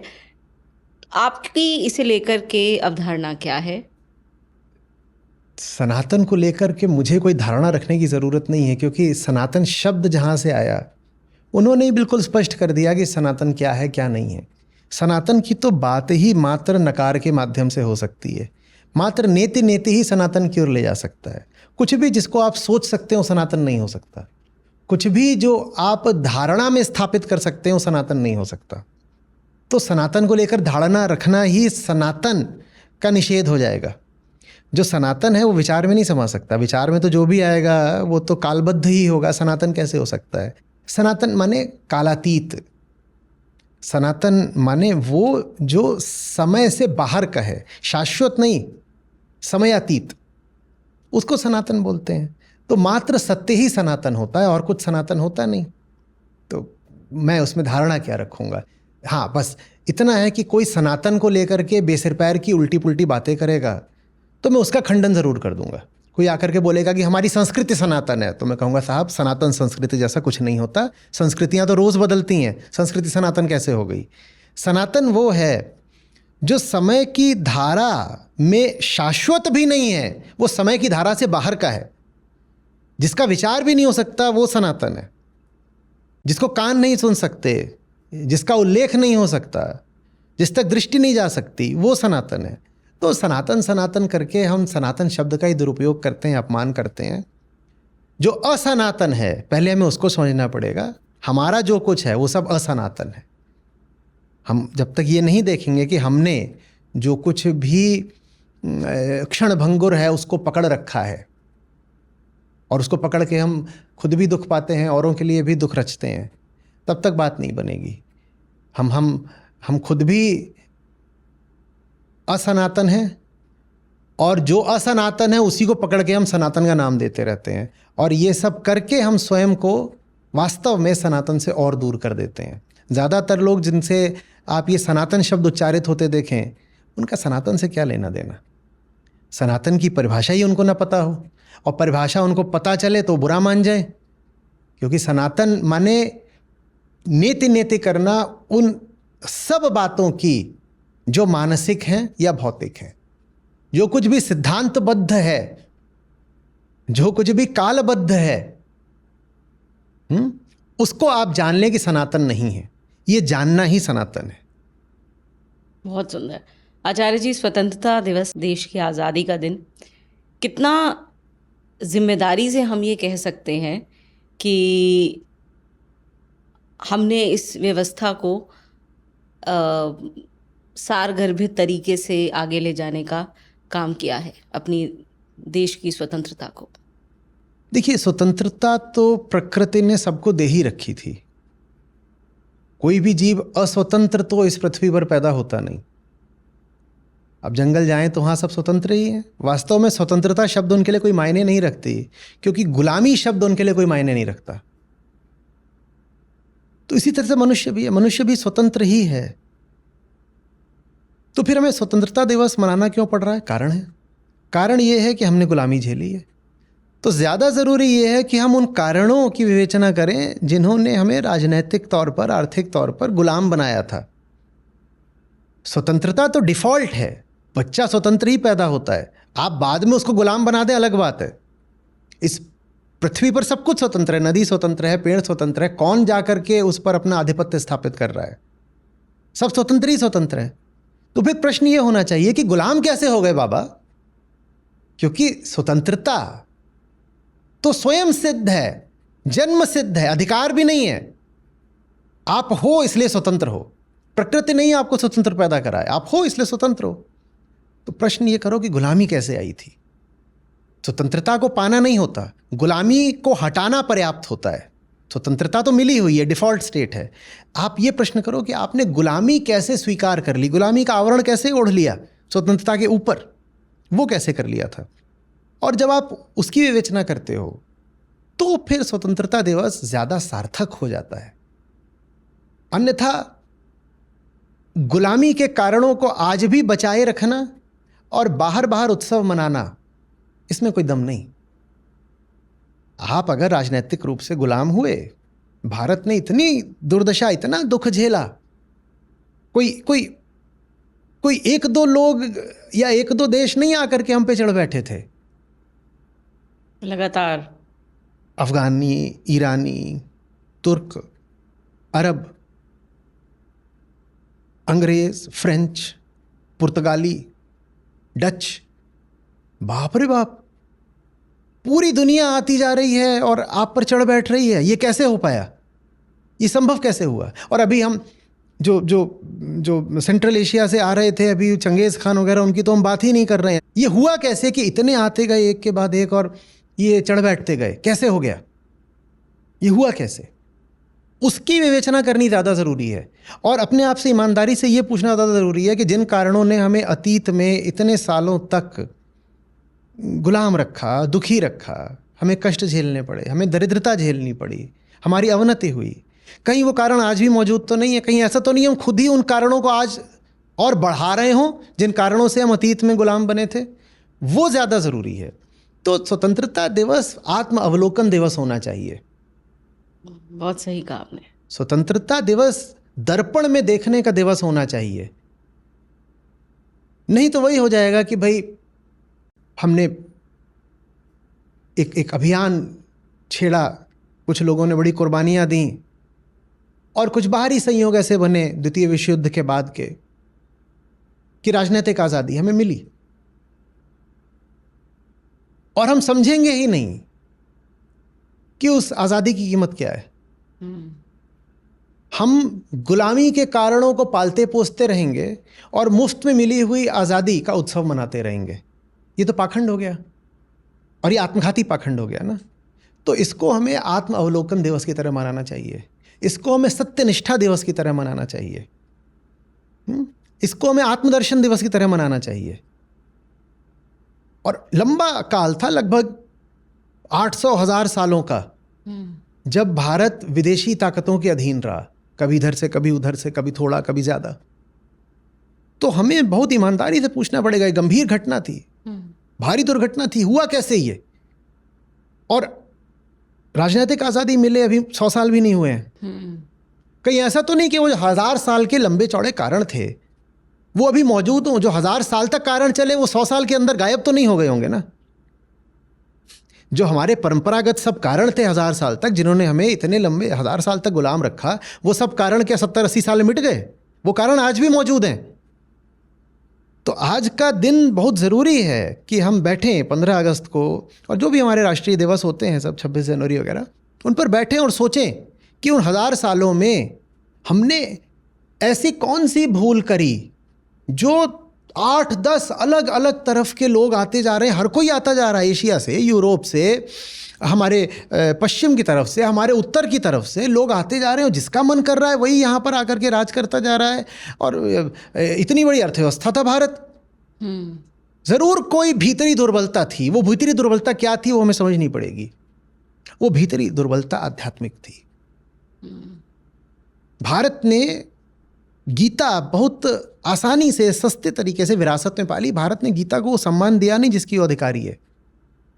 गीता तो कहीं युद्ध क्षेत्र में गई है, और अर्जुन को नहीं कह रहे हैं कि तुम जीतोगे जरूर, अर्जुन को कह रहे हैं युद्धस्व।